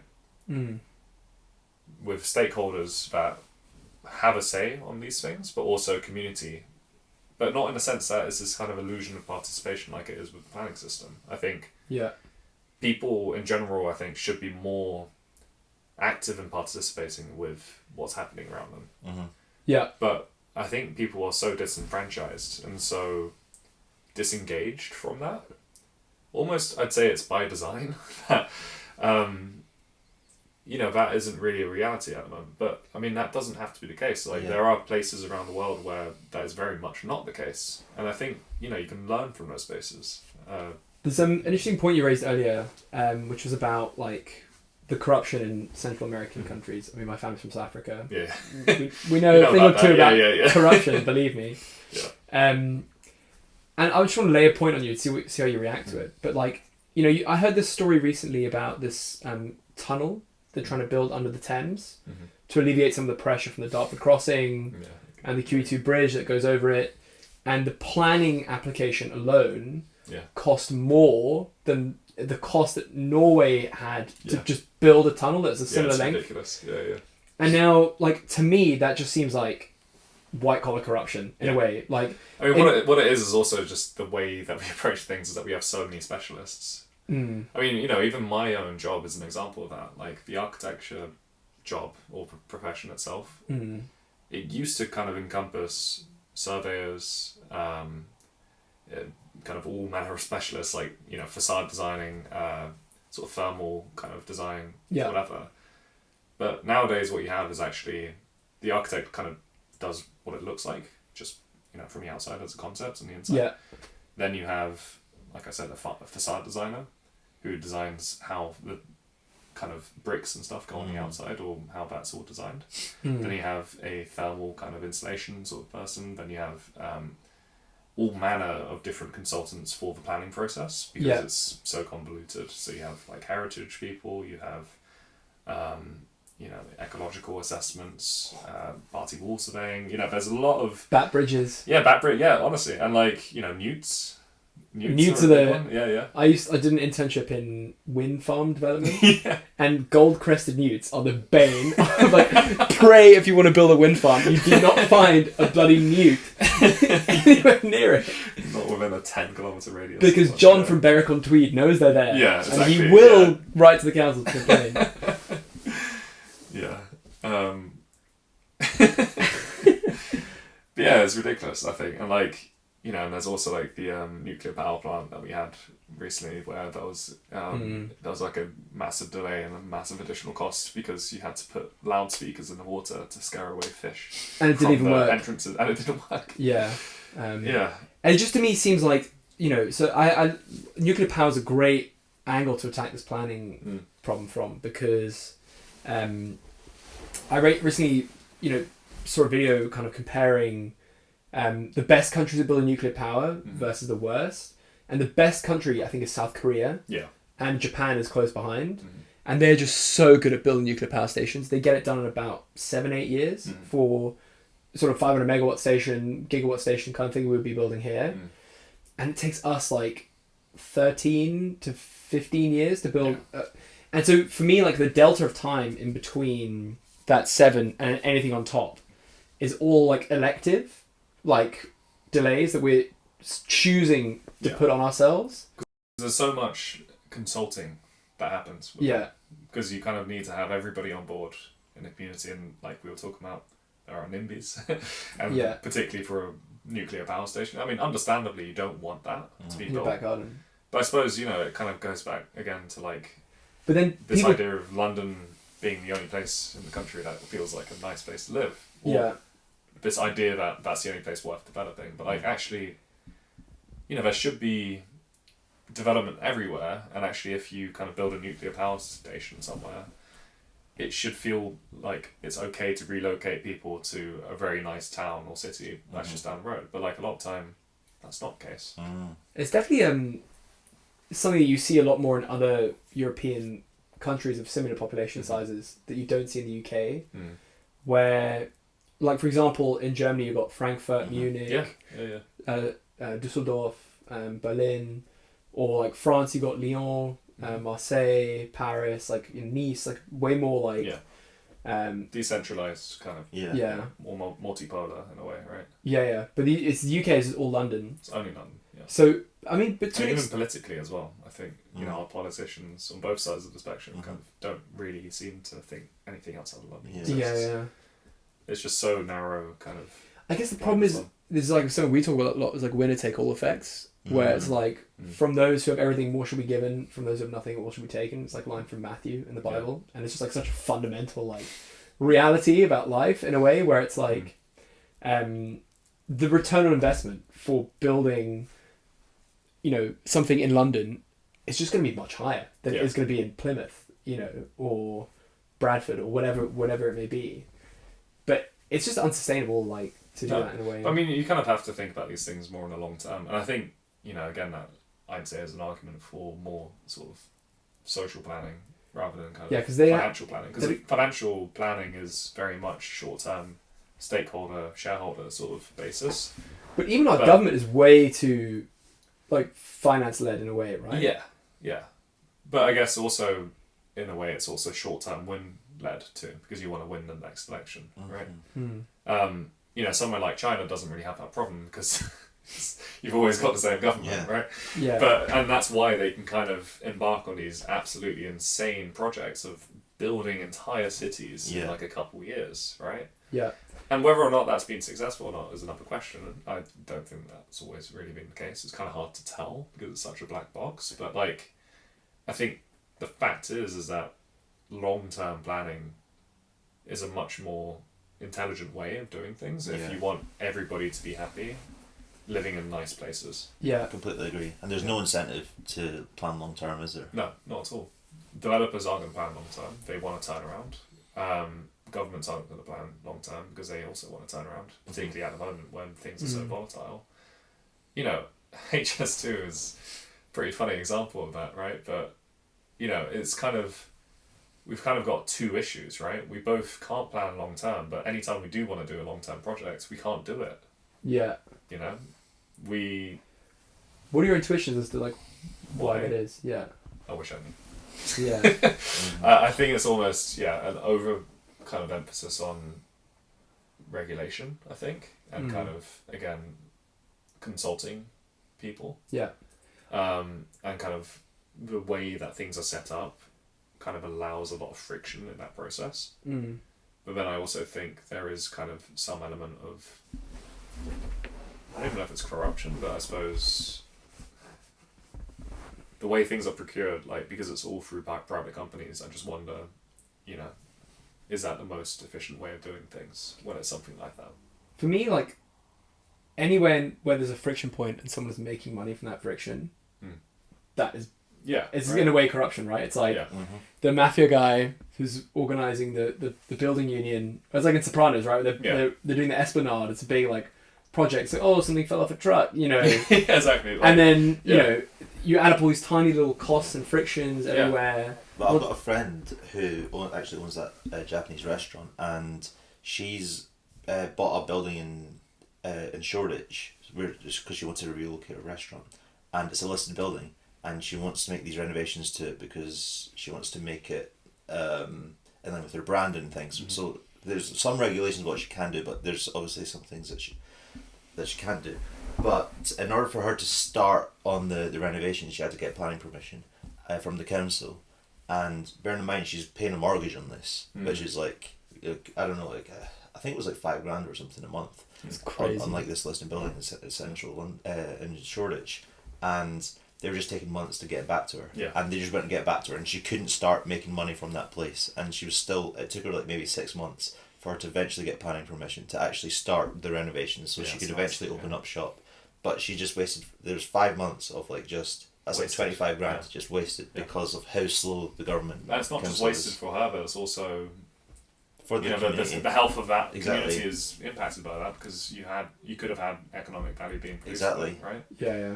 What do you think about listing actually? So because in one sense, like I kind of like to conserve these things where it's like, these are like points of like architectural history or whatever the case may be.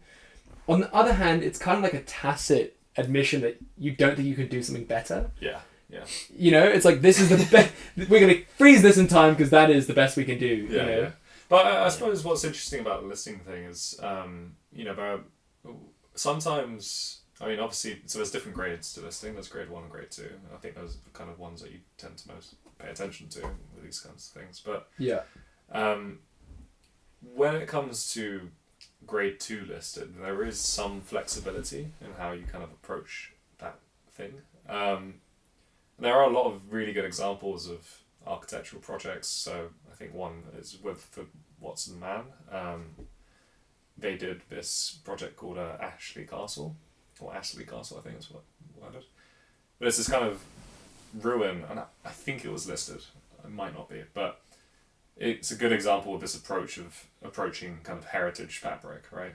Where they have this ruin, and within that ruin they start inserting these very modern kind of timber framed sort of inserts, right? That kind of closed it all up, insulated it, and made it habitable.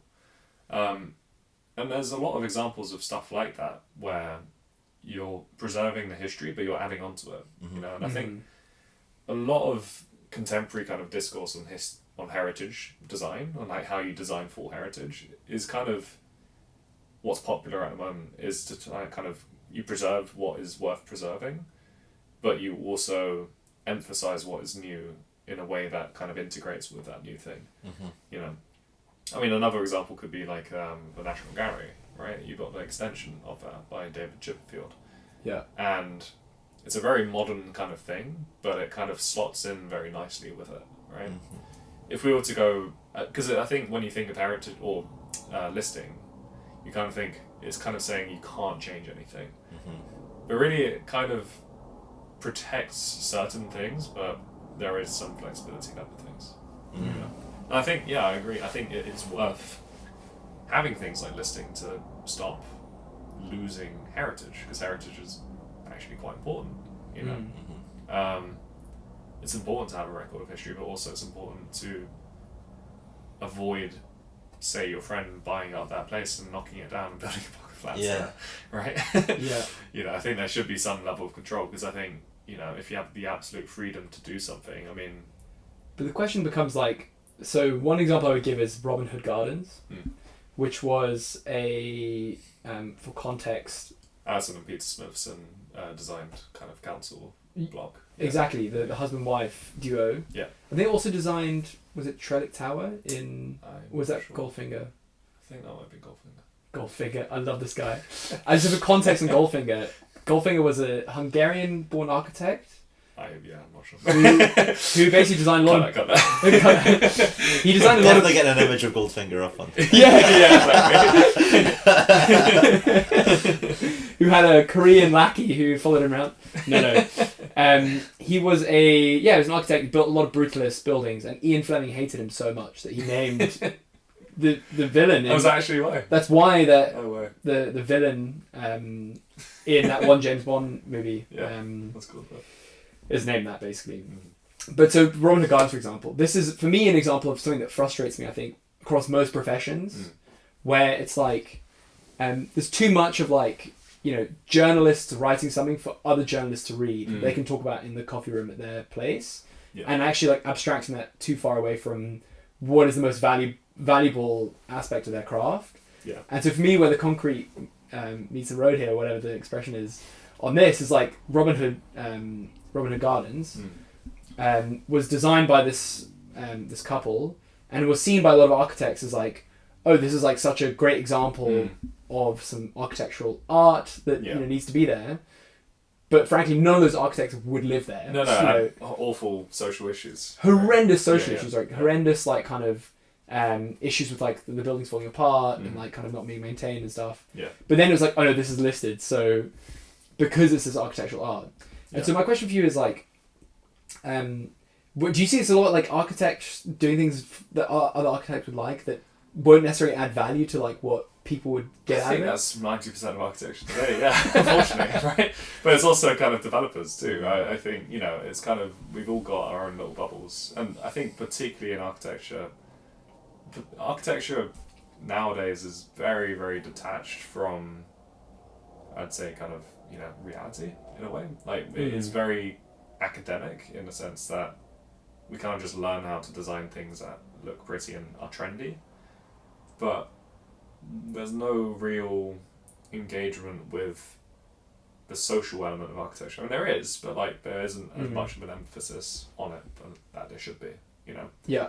A lot of architecture degrees at the moment kind of focus on it as an art, right? And this kind of intangible idea of what design is. And I think, you know, it kind of departs a little bit, because the modernist way of doing it was kind of to try and think of it as a very engineered thing, right? And like nowadays it's very much like, you know, if you go to an arts degree, you're kind of actually trying to have your creative voice, right? But the interesting thing about a creative voice is that that's an individual expressing their voice. It's not so much an individual designing for a populace or for a group of people or community. There's a very active choice in the people that do that, right? You know, and then you have this kind of thing which emerges as the Stark. Oh God, hang on, the Starchitect. Gotta stop with that. So the Starchitect is this kind of, you know, idea of the genius designer who creates these iconic kind of buildings, mostly skyscrapers, that define the skyline of all of our global cities. You know, you've got people like Zaha Hadid, Norman Foster, Bjarke Ingels, and they're kind of lauded as like the ultimate architects in today's day and age, right? But you actually kind of think about what they're creating, and it is kind of design for design's sake. Like there isn't really any social commentary on that design. It's kind of just there, right? It's art. It's art. Yeah. It's sculpture. Yeah. It's creating cultural capital, to borrow like Pierre Bourdieu, like his terminology. It creates an asset that is valuable, right? To its stakeholders. It doesn't necessarily care about whether or not it's good for the social at the bottom of those towers. And not necessarily, I'm not saying that those DAOs actively kind of damage the social. Would you but say there isn't really... What's that? Would you say the same about like a St Pancras station or Yeah. like Well, the whole King's Cross kind of development. Cross? Yeah. Because I think for me that's like a cathedral of public transport in a way, right? It's like, why not? Are we talking about the new one or the by? I was talking about the old one. Oh, the old one. Sorry. Yeah, okay. yeah. Yeah. But I mean, like, there can be like for me. I think this is where I probably vehemently disagree most with a lot of architects. Was like, there is value in creating something beautiful for its own sake. Absolutely. Yeah. But I think that shouldn't be the only objective of it at the same time.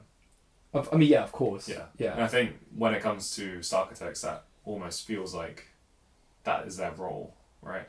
And I think there's kind of no engagement with, I think Zaha Hadid, she's dead now, so it feels a bit sort of bad to stalk her. She's not going to poorly in her memory, but like, she's a kind of good example of an architect with no morals, right?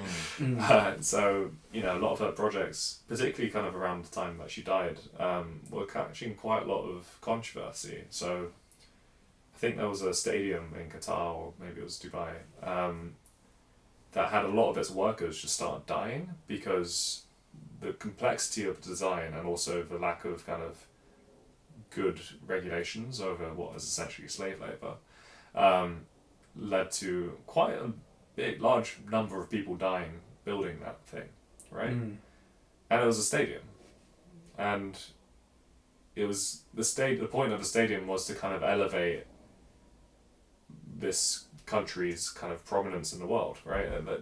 There's not necessarily a kind of altruistic goal here. That say if it was, if you procured buildings differently, so it's less about a group of stakeholders have a crap load of money and they build this thing to sell it off or to make money off it. If you had, say, a more community-focused thing, because I'd say there's still a place for that kind of thing, right? You're still going to want stadiums, you're still going to want iconic kind of monuments. London Olympics. Yeah, and you've always had stuff like that, right? I mean, the church. Yeah. They would build massive kind of iconic things that kind of elevate the kind of prominence of their kind of culture, right? And those have created monuments that we appreciate today. So, at least from a purely kind of design appreciation perspective, I kind of understand still wanting that, but I think at the moment, at least the realm of architects is very much entirely within that. And if there were more community kind of ground up based developments by say cooperatives, and we do have those things, so you have kind of housing co-ops that kind of collectively buy up pieces of land and try and sort of build things, and a lot of them will be self-build and stuff like that. I think there is a kind of place where you have both, right? And actually that would kind of really help the health of places, because I think it's useful to have somewhere that's not necessarily kind of going to be the most expensive place to live or make the most money, still be designed by someone that's trained to do that. But I also don't think it should just be an active choice by the designer to do that. I think that should be something that's actually valued in society. But it's not. I'm poor. Cut that. So do you see anything in the architectural world that is basically a remedy to this, to stopping basically new projects just being purely to optimize shareholder value? I think it's a political issue, Okay. And I think it kind of extends to everything that we do. Like, I think... Yeah, completely. It's the same thing as the kind of healthcare system. It's the same thing as kind of how we approach energy. Like, I think, that has to happen from a central kind of planning perspective of if you have, a collaboration between central and kind of ground up planning. I think that's the ideal, right? Where central planning makes sense, it should be central. And where bottom up community kind of focused development makes sense, it should. Yeah. There are examples of it. I don't have it off the top of my head, but you've got these kinds of projects happening that you can kind of use as a template. And they're successful. Right? Yeah. But would it not be the case that if you create, let's just, I'm really interested in this social experiment, like hypothetical that I want to talk about basically is, let's just say you create social housing and it's really great and it's turns out that's a really lovely place to live and it's really close to a lot of amenities and like, you know, transport links and all that. Wouldn't that over time just get eventually like sort of bought up, or at least like it'll only be really wealthy people that are able to afford the point about over time? social housing is assigned to people, so you don't have it bought up. Okay. You don't allow the right to buy sort of thing. But, okay, so like, because at the moment like you can buy social housing, right? Yeah, but that's when it's being bought through the right to buy thing. Okay. Which is a thing that I think we still have, right? I'm not too sure on it. I thought it was just like you can buy it now if you want. Yeah. So you would, so I would take away the factory that right kind of thing. Okay. Of making the right to buy thing, and I'd just build more social housing. Okay, and then not allow people to buy it. No. Okay. How do you think people not owning the place they live in will change the way they interact with that place? I'm not sure. It'd be interesting to find out. Because in a way, like... Yeah, I was like, because in a way it could be actually they have less responsibility. They feel like they have less responsibility on the maintenance. You say that, but I guess that's kind of, again, maybe a supply issue, because if it feels temporary, then sure, but it maybe only feels temporary because if we have no supply, then there might always be someone that's more desperate than you are, right? If you don't have the supply issue and you're just constantly building social housing, then people will expect to stay put in the same way that the Singapore kind of system works, right? People aren't expecting to get kicked out of their freehold, even though they don't necessarily own their place. Yeah. So you don't have that issue of kind of, well, who cares? I'm just gonna like treat this place like crap. Like, I think another big element to that is, I mean, first off, you know, I'd say I understand where that argument's coming from, but at the same time, 90% of people living in like nowadays are renting, right? They still make the place that they live in nice because people don't like living in horrible places. But you know, going further than that, I think, and again circling back for the 16th time to the sort of sewage sort of issue, right? Is that people should have agency to adapt and develop their own place of living. Like renovating. Not only because that's a kind of good thing to do, yeah, like renovating, but also making adaptations, extensions, whatever. But also because if people have agency to change their environment, they get more attached to that environment, and also that environment improves. Yeah. You know, and also adds a little bit of Darwinism to it, where you have kind of trial and error and things kind of working out, maybe not. Like, it's also more bottom up, right? Yeah. You know, if people want to sort of create a little canopy that like hangs out the side of their house and fill that with plants and stuff, let them do that. It'll probably look chaotic and crap, but if it's kind of fitting within the minimum safety whatever standards, you should allow that, you know. But then, you know, then that kind of goes back to the whole thing of what is ugly, what is beautiful, how do we kind of control that? I think you mentioned the shopfront sort of thing earlier, of like, we have to preserve things as much as possible, and I think there is kind of this, I'd say, quite a big hurdle, is our kind of tendency towards preferring order over disorder. I think one great writer on this kind of topic is Richard Sennett, and he kind of, you know, writes about this extensively in The Uses of Disorder, which kind of argues for anarchism as a kind of way of developing the urban sort of environment. And he kind of talks about it also just from a more social kind of perspective, in the sense that if people kind of grow up in a suburb, which is a very kind of controlled and orderly environment, they are sheltered from conflict, right?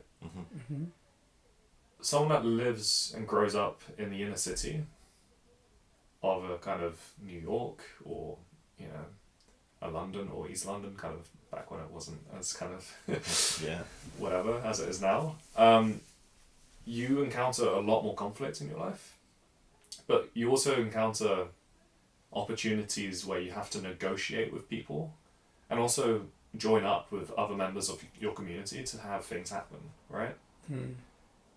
So there's these kind of two parts, right? You have someone that kind of lives in the suburb and someone that lives in the inner city. The inner city person grows up and goes through their life negotiating and communicating with people. The suburb person has their house, they get in the car, they drive to work, they drive back. There's a HOA where they can kind of veto the colour of someone's door. And also, just because of how things are just as they are in a suburb, things are a lot less kind of chaotic and fast developing, right? So what kind of people do those two things make? Yeah. In my opinion, I'd say the suburb kind of creates someone that's much less kind of, or much more averse to conflict and much more averse to change and much more kind of attracted to order and safety. And again, kind of circling back to this idea of what do people like on the high street? Costa, Starbucks, Sainsbury's, all these kind of known things. People are going to be inherently less risk-taking when they're kind of from that context. If you grow up in chaos,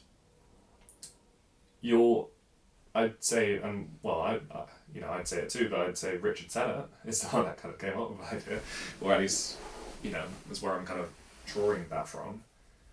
Someone that grows up in disorder is gonna be a much more stronger person that's able to kind of navigate life in a way that's healthier, but also will create, as a society, a more interesting kind of urban fabric, because you have a lot of people doing that. And when you have disorderly places, you have interesting cities. What's the right amount of chaos? Because for me, this an interesting critique I would lay against the foot of Singapore is I really liked it. I would totally live there. Yeah. It's super safe and everything, but it felt like sanitized. It was a bit sanitized because there's no space for chaos in a way. Yeah. And I think this flows through a little bit culturally to... There's like not as many businesses started in Singapore, for example, because people don't take that risk. Yeah. If you see what I mean. There's kind of like a cultural risk aversion. Yeah. And there's also like, just to tap into this point of like cultural level psychology, which I think is a really interesting point. There's definitely something I've noticed as well, where it's like different like countries have a personality that's obviously an emergent property of all the people that make up that country. Yeah. But I think you can do this on pretty much any of the big 5 personality traits, right? Like openness. Brazil versus Germany. Brazilians are way more open to things than in general Germans are. Extroversion. Yeah. Japan is probably one of the most introverted countries in aggregate in the world. But that's like a cultural level of introversion. Like, you just don't intrude into people's lives or whatever. Yeah. Again, Brazil, quite the opposite, situation. So, I definitely buy part of what you're putting down there. Yeah, for sure. And like, I think... But what is the right amount of chaos? Yeah, it's kind of, in other words, like if you were to rephrase, like you're kind of like you're almost advocating for inequality in a way. I don't know though. I think it's kind of, you shepherd the chaos though, don't you? I think it again goes back to kind of, because the thing is with chaos, there always ends up being kind of a monopolization of stuff because someone inevitably gets out on top. It's always funny to kind of read about those anarcho-capitalist kind of thought experiments where you kind of take 10 steps and you just end up with feudalism because someone inevitably accumulates all the resources, all the becomes guns. King, all the guns or whatever. Yeah. And then you just end up with because they need to protect themselves from roving bandits of other people, then they create a nice fortified structure. And then people start to go to that fortified structure and then then you just end up with a medieval town. I guess what I mean is there can be chaos, but there can also be kind of intervention within that chaos that kind of prevents, I suppose, inequality from taking place, right? So I think I would say it's, from how I perceive it, is that the chaos is driven by inequality. It's driven by people who are feeling like they're stuck and they're desperate in desperate situations, and so they're creating the chaos because it's one of the most correlated things that you could ever find in the world, which is basically the correlation between wealth inequality and crime. Okay, so to be fair, when I mean chaos, I don't mean crime and kind of unsafety. Okay. I mean more disorderliness. So in terms of kind of a barbershop that's kind of happening out on the street. Okay. Right? Someone getting a haircut like on the curb. Or, right, okay. A market stall or a series of market stalls kind of being set up along the pavement, and like you're kind of walking past it and it's kind of hard to move. Or right, like, got it. You know, someone kind of butchering something out on like the open the table wet market, and just selling it like, you know, out. Yeah. That's the kind of disorder I mean. I think that's like I understand why. Yeah, like a good kind of disorder. I guess what I mean is like less babysitting. Yeah. How people kind of get to use and occupy the public space. Okay. And I think that's why it's so interesting, kind of walking around places in the developing world, because that is what is happening. Yeah, some chaos. Yeah, you kind of walk around like a street in it's like hustle Mexico and bustle. or like, you know. See a chicken get slaughtered. That's the best bit. That was good. No, But, like, actually, I don't want it.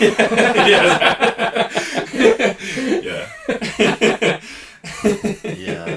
What a refund. But that sounds like a cool thing then, because the things that you've described sound like the opposite of what British people want. Right.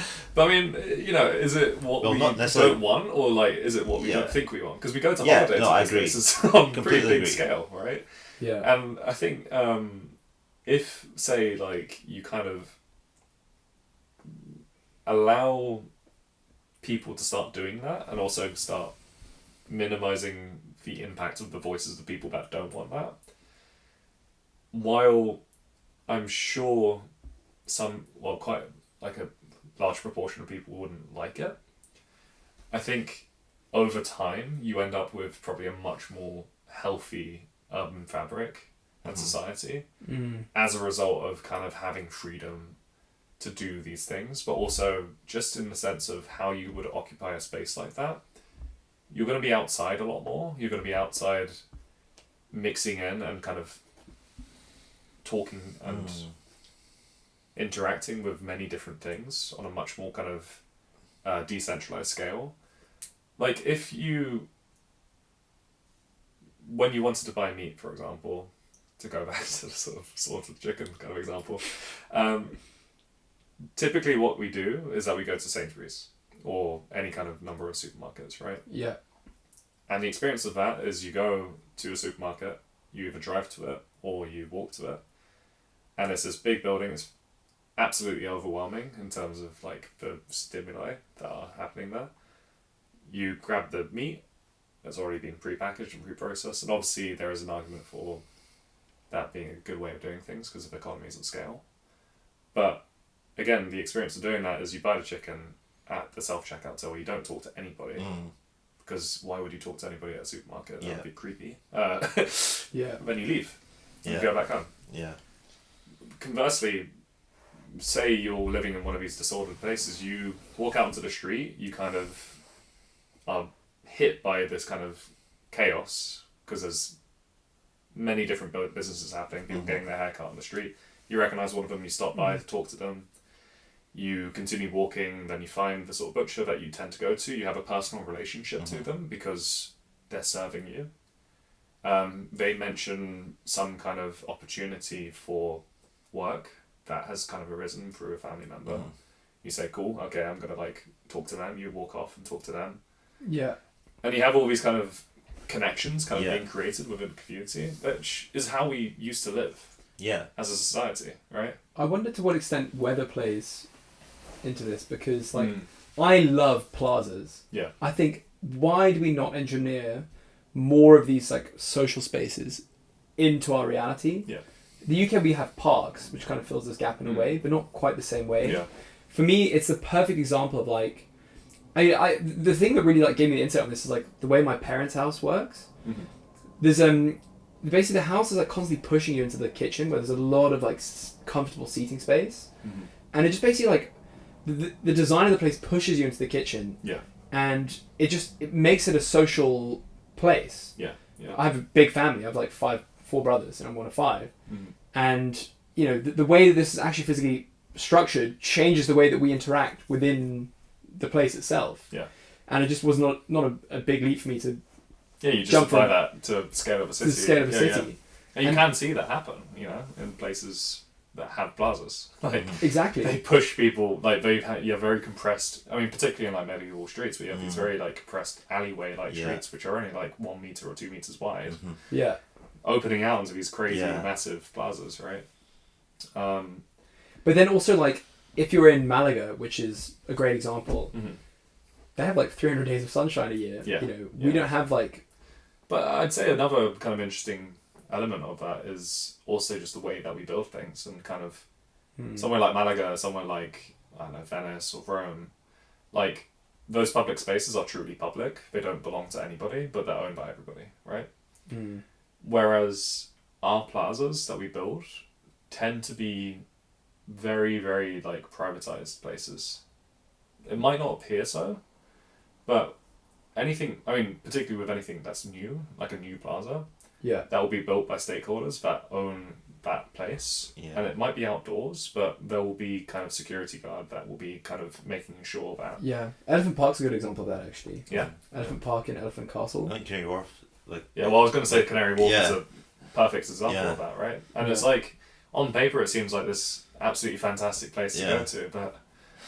if you do anything slightly out of the ordinary that isn't kind of following this script of consumption that is expected there, then you are going to get kicked out because you're on private property, even though you're technically in public space. Another one is Bath. Bath has this new quarter that's next to the station, and it feels like, they designed it to look like a kind of series of Georgian shopping streets. But it's actually one large external shopping mall, and at the border of it, you actually have people with security guard, and it's just a shopping mall. It's like Westfield but outdoors. Okay. I agree, because on one hand, though, like Elephant Castle, because I used to live there, I always used to feel like kind of happy that there were some security guards there, because it was formerly quite a dodgy area. It's obviously now like... Should have integrated with the dodgy guys. Yeah, me and the dodgy guys. Learn something. Well, I say you have to conflict. Yeah, exactly. Well, I completely agree with that point, though. Is that we're just missing out on human interaction. Yeah. And I think human interaction is such a key part of development and growth as an individual. And why is it so easy for people to rob people, right? Like, if everybody kind of grew up in a place where you were used to getting robbed, then I feel like there'll be a lot less robbing happening, right? Because people would kind of be a bit more... It's an interesting point. I think I personally believe the opposite. Okay, yeah. Yeah. I think that people will do what they see people doing. Especially if they don't see anyone face the consequences of their actions. Yeah. If they see that's the thing, though. So there would be consequences. Because I think, in my kind of thought experiment... Well, it's not even an experiment because it is places, right? Say you're in a neighbourhood and you get robbed, and actually, because you have a very cohesive community, you'll find out who that person was that robbed you, and then go confront them and get your crap back, or prosecute them or whatever, right? Do you think we can get in a very atomized society that just doesn't happen because people are so anonymous and so disconnected that there's no way of kind of... But my question is, do you think we can get back to that? Like, really? Like, where people actually want to know their neighbours and, all this stuff? Yeah. Because I don't think it's British culture.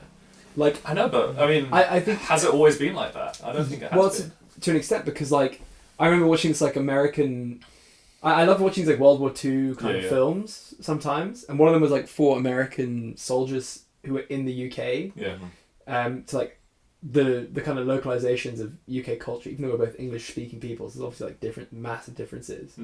And one of the points they made in that movie was the English, whilst in America we love to have a white picket fence and kind of say hi to our neighbours, in England they like to grow hedges that are 12 feet tall, and so the neighbours can't see them at all, and box each other out. It depends where you're saying, if you're looking at the cities and stuff, I think, you used to have very kind of cohesive communities in East and, I think that kind That's true.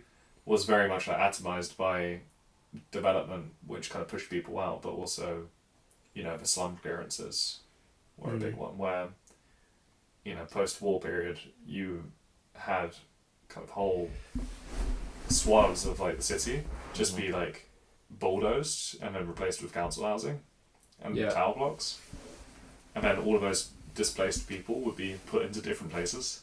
Yeah, you break up all the communities, and then the places that you're putting them in are, unfortunately, not intentionally, designed to stop that kind of organic growth of a community from happening. Yeah. And I also think, like, as a country, like, if we're talking about the second, third, fourth order effects, having a strong community is like an insurance policy on so many things you're talking about. Like, maybe that would reduce the benefits bill, for example, for the government, because... Well, I mean, again, I'll go back to, like, Latin America, but, like... The village raises a kid. Well, yeah. I mean, my town that, like, I, grew up in was... It's if there's an old person, because the healthcare there isn't very affordable, but people will just community fundraise stuff to help someone that has cancer, right? Yeah. That's just a very normal thing to do. It's not even kind of questioned. Like, where have you really seen that? Like, you have GoFundMes and stuff like that, but it doesn't feel like a natural thing. It kind of feels like something you would... Yeah. I think that's a very good point, actually. I think what we're doing in the UK, especially with our aging population in our families, is by sending them to care homes, is actually the exception to the rule. Yeah. I think the rule is, or like what people traditionally do is they take them in and they look after them. And it's like in Italy is a very big example of that, right? Where I mean, it used to be that you'd have these multi-generational households. Completely. Yeah. Which is kind of fascinating now that I think about it. Like actually, what the UK is doing, and I don't know if it's the same in America. Well, I think it is, but it's kind of again this very individualist way of kind of doing things, right? And I think it's a very inefficient way of organising society, because while in theory you've kind of created the maximum amount of freedom, you've also kind of destroyed the things that make having that freedom worth it. But also, like, from a government's perspective, you've created more individuals you can tax. So the government is also has a hand in... But I guess the long-term thing of that is that when you have community decay, like, who cares? Yeah, maybe it's back to the long-term planning kind of idea, right? Well, I suppose if you have, like, 3 generations in a household, outside of spicy arguments that I'm sure you would get, you also get economies of scale. Yeah. Well, You're cooking for 10 people's cheaper. And again, I guess, maybe this kind of is another kind of place where we're fundamentally a bit, like, different in terms of our views, but I think a lot of these things also is born from, like, the kind of growth mindset of organising economies purely with the idea of it needs to always grow, because that's just how we organise economy. There is a kind of question of whether degrowth or kind of approaching things in a slightly different way should be considered in that case, right? Yeah, I just disagree with what you said. I knew you said that. I don't know where I fall on it, because I don't think there's any example or any theories that have actually been kind of implemented in a way that actually it does feel like a viable thing. Yeah. But I think the discourse on it is kind of interesting. I think it's, I mean, at the end of the day, I mean, not to dive too deep in it, but I think when things stop growing, everyone's going to kill each other, basically. If things start degrowing, everyone's just going to kill each other, basically. Okay. Because when the pie isn't growing, this is the simplest way to put it, basically. The only way to get stuff is to take it from someone else, because you're not adding new stuff in. Right? Because the fundamental baseline is the population itself is growing. So if you fix growth but carry on increasing the population, the only way to get stuff is to take it from someone else. But when you have a... But I suppose that, again, is kind of based on the assumption that the population keeps on growing too, which isn't necessarily true when you actually look at the trends of first world countries. But if the population stops growing, civilization dies, basically. Like, look at South Korea. It doesn't have to, though. Look at South Korea. South Korea. That's because they're organised on a growth mindset. I agree but a growth kind of system. I think it's a culture that optimizes, like, values the wrong things. Personally. Yeah. I agree with that. Yeah. But I mean, but the thing is, like, this is a Darwinian experiment. Sam knows my views on this, but, like, you basically are saying every culture is running its own kind of context dependent kind of experiment in a way. and it's a set of ideas that each culture is enacting, right? And there are certain things that a culture can value or choose to believe that will cause that culture to extinguish itself. And the most obvious one you could possibly think there is to stop valuing children or having children or forming families. Yeah. If your culture stops valuing that, your culture will cause itself to go extinct. And so it's like, well, how viable of that is that as like a framework to like view human life? Yeah. Was that? Jump or water. Oh, yeah, go on. So like, if it's not, it's just like it's like a self-extinguishing flame. You know what I mean? But you know, I think the way you're taking this is almost kind of like one end of the extreme or the other, right? I'm not saying it has to be. But I feel like there's a middle ground where Yeah. you can be sensible about how. I think the degrowth kind of argument is less so about entirely kind of scaling back stuff and kind of making it like a population of 1 billion or whatever. Like, I'm not saying that. I don't think a lot of people that argue for it are saying that. Because I agree that will cause a societal collapse, right? Yeah. But I think the way things are going with our infinite growth mindset is that it will lead to a necessary, like an incidental degrowth, either through climate collapse or through global war. So it's better to control things as a managed degrowth rather than let the destruction of growth cause that thing to happen in the first place. I think like we would agree here because, and I don't know if you would agree with this, but what you've just said, I think, is actually what I see happening in the US right now. Yeah.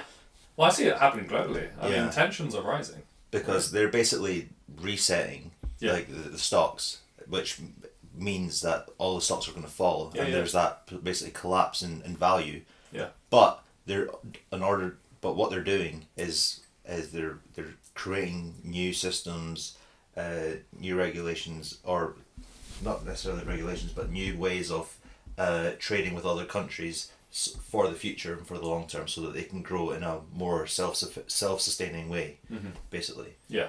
But I'm not.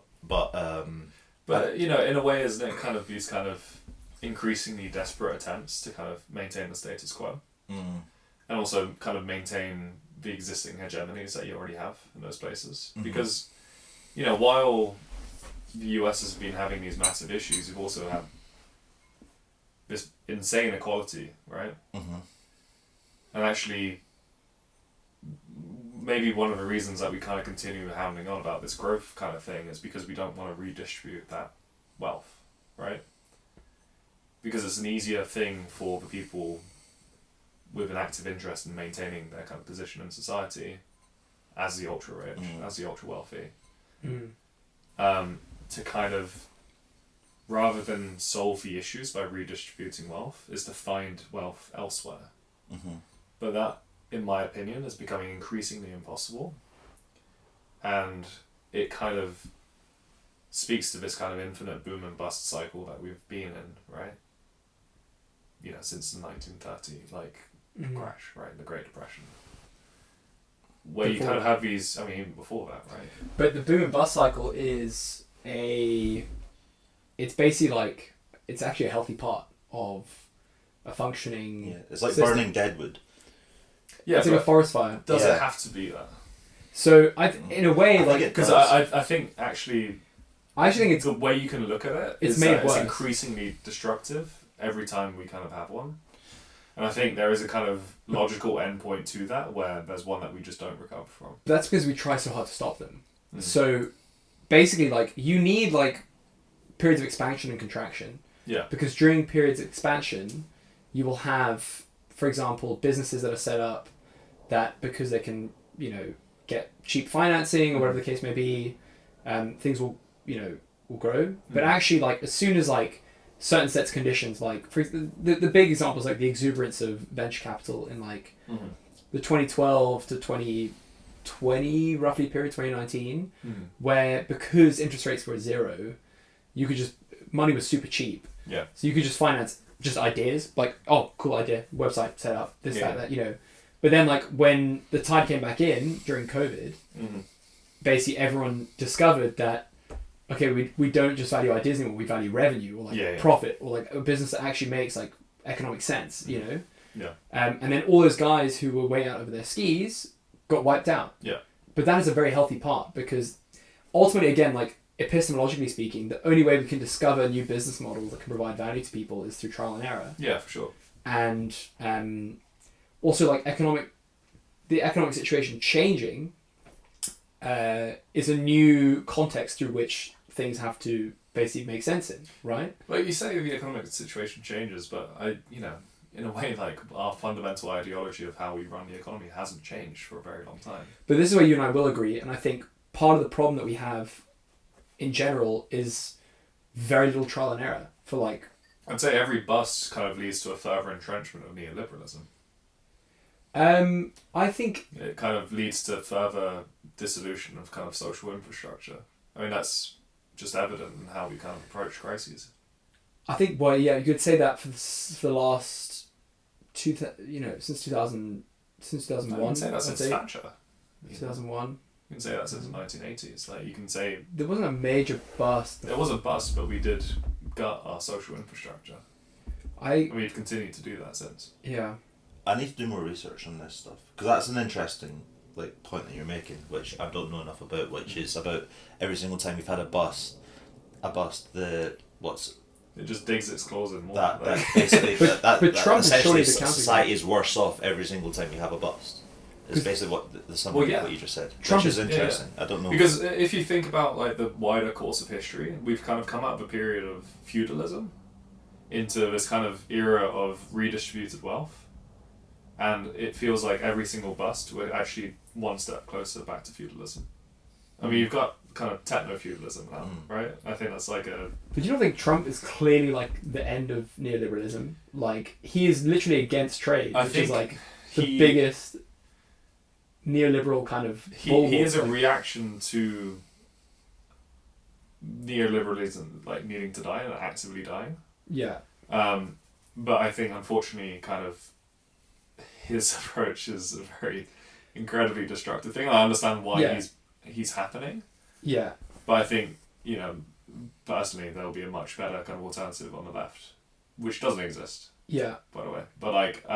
there is an interesting one coming out now, which is like a left-wing abundance agenda, which I think is worth looking into. This guy, Ezra Klein. Okay. He's a New York Times / I've heard of the name. So, he's like a very famous writer in the US, and he came out with this book recently, which is supposed to be like... What's the book called? It's called Abundance. Oh, okay, yeah. And I've only read articles about it, but the idea is like kind of...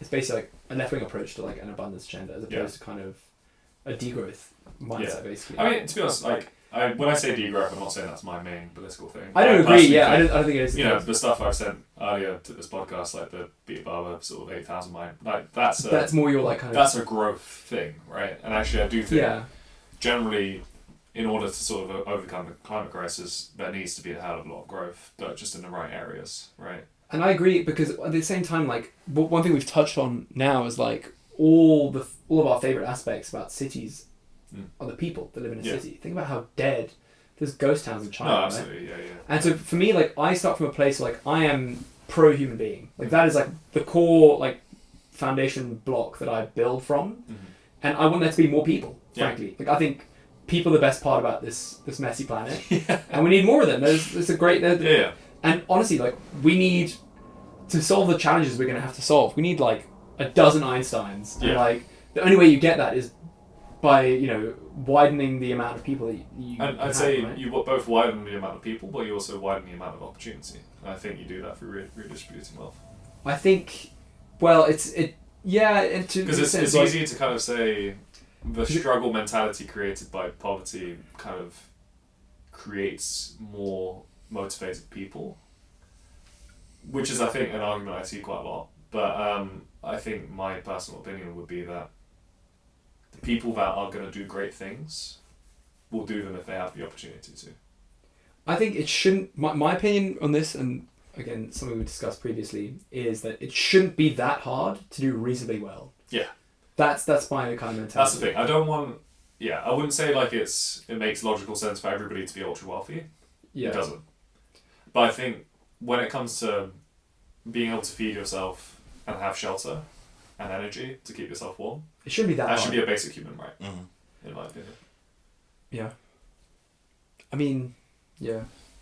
Well, yeah. I mean, I understand that there has to be It depends what you mean by human right, I think. Well, if we can provide it, we should give it. I think the cost... I think you should still have to play ball like with society in order to achieve There's got to be some like punishment for not like, in a way, you know what I mean? Like, but I think, again, it's like you need to be able to prove that you're employed, right, to sort of receive those things. Or if you're not employed, then there needs to be a reason for it, right? Yeah. Because Sam has a very interesting context he grew up in. We were talking about it just before you came, actually. Where there's a lot of people who just like completely take advantage of the system, right? Oh, I agree. But again, I think that's a design issue rather than a kind of existing in the first place issue. Yeah. In what way? Well, again, the kind of idea of these systems only being available to the most desperate. Okay. And the kind of people that are the most kind of, I suppose, disenfranchised with the way we do things. Like, if we kind of treated these things as just a basic kind of thing that you don't really question, then everybody would kind of be focusing more on the aspects of life that actually bring fulfillment, which are kind of self-actualization through work.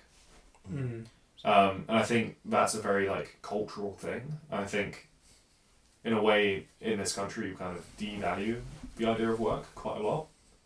Like the idea of just the landlord being kind of a lot of people's goals is quite a scary sort of thing, right? And like rent seeking, basically. Yeah, it's passive income. Yeah, right. Passive income and Henry and whatever is like the goal for most people. Yeah. Right. And I think, I don't know. I think there is a world where societally, like, work is valued more. Completely, but I'd say like the richest people in the UK probably work the hardest, actually. And my experience is that the people that did grow up in council houses and that were given a lot of like benefits, things from the government, like they didn't use those resources wisely. And I think that it's because they weren't given lessons or they weren't educated well enough to be able to utilize those resources. But I'd also say, again, it kind of goes back to what we were saying about communities, right? Because if, again, you kind of create these enclaves where you're just like taking a problem and putting it somewhere else and kind of forgetting about it, or just like saying, okay, well, for society to function, we need to put these people here and let's just forget about them. Taxpayer pays for it. It's a very like technocratic way of kind of approaching things, which doesn't really like look at the social reality of how that impacts things. If you kind of go the other approach where it's kind of designed in a way that they are an active part of society and it's kind of understood as that by everybody in society, then I think the shared goals and incentives for everybody in society to do well in a sense of self-fulfillment and self-actualization through work, there is a kind of much more likely chance that these systems don't get abused and wasted. And also, again, I think it's easy to kind of say that people have kind of wasted their opportunity, but like there is a lot of context behind that we don't really know about a lot of the time, right? There could be illnesses, mental health issues, whatever. And I think, again, like, if you have more community cohesion, those things are much easier to overcome. And everybody kind of can do their part in a way that's kind of ultra healthy for society. Yeah. That thing that I would advocate for is basically that shared goal to come first. Yeah. I think that, and that's the thing, I remember we talking about this, I think maybe in our first or second conversation, is about that we need to have this North Star that everyone in society just agrees and so this is what we're aiming for as a society, and then the trickle down effects for of that would basically be that you'll have communities that are looking out for each other, that have the shared goals, that they'll not be looking out for themselves anymore. But I think like that comes first, and then all these other then we'll basically have a sort of meta narrative for how we want to create these regulations and how do we want to design societies, because they're all going to be sort of umbrellaed under this shared goal. But I think without that shared goal, anything that you do to try and create better social infrastructure is just not going to work. And I think that's, a really interesting kind of thing, right? Because at the moment, I say we do have a shared goal, and it's capitalism, right? That's what we all believe in, right? As a society. And that shared goal creates a very individualist society that kind of turns into this kind of rat race that we see now, right? Not necessarily. Well, because if you look at, I would say, in a way, some of the most ardent capitalistic points in history were, 19th century Britain. Mm-hmm. It was, the most, Whiggish, liberal, kind of globalised, it was the first kind of run of globalisation. Mm-hmm. I would say, though, basically, the three things that motivated the British at that point in time were the three C's, which was commerce, civilizing, the civilizing mission they felt they had, and Christianity. Mm-hmm. And they were kind of united in a bit of a trifecta there, where it's it's almost like a manifest destiny. That was the mission of the pioneers going out west in the US, and they were all kind of there to kind of civilize this continent, basically. I'm not necessarily agreeing with those three goals, but I'm saying we were incredibly capitalistic, and we were not regulated at all, pretty much. Yeah. And there was way more of a coherent kind of sense of identity and shared purpose and shared mission. Yeah, no, I agree with that. Yeah. But so I don't think it's just capitalism that kind of causes that to fall apart. Yeah. I actually think there's so many other things you've seen. I think you can't have this conversation as well and exclude the kind of collapse of organised religion. Well, I was going to say that was my second point, was that North Star was religion before, right? And actually the kind of all the much better point, right? of kind of community cohesion, kind of having shared morals. Christianity is a great example of that. But also people actually knowing their community, because they would all congregate once a week and make it a valuable part of their week. And I think, there is a kind of world where that can kind of happen, and I think that's through politics, right? And through shared kind of participation. Because I don't think it's a healthy thing to have a society that all believes in the same politics. Because that kind of goes back to the sort of Darwinism aspects of things. But I think politics can be quite a toxic thing. It can be, the way we do things, right? But I don't think it's necessarily bad to have conflict in opinions. And actually, I think people should be more comfortable with having conflict. You need to be able to debate people. Yeah. But particularly in this country, it's rude to bring up politics, right? You just have it. You have an instinctive reaction to politics. Yeah. That feels like it's a toxic thing, right? And particularly at the moment, the context we live in, the internet, and kind of anonymity online. I didn't say that right, but I know what you mean. Yeah, but the point I'm trying to say is, there's this French kind of writer called Chantal Mouffe, and she talks about this politics of agonism, right? Mm-hmm. So, agonism is kind of this idea that it's the opposite of antagonism. Yeah, it's kind of shared disagreement and acknowledged disagreement, right? Where you're always going to have people with differing views of how you kind of develop society, and you shouldn't really kind of aim to have one shared sort of thing, because that's kind of fascism, right? That's kind of the shared goal of the people, right? Yeah. Or that's authoritarian communism, like Soviet communism, right? You don't want that. That's not a healthy way of doing things. Pluralism. Yeah. It's kind of like pluralism, but you have pluralism where you're encouraged to kind of acknowledge people's disagreements with how you do things and find common ground with them through kind of debate, right? But my problem with your framework there is that it limits the highest order bit to being politics. Yeah. And I think for example, your issue with fascism is it does make politics the highest order thing in everyone's day-to-day conception of life.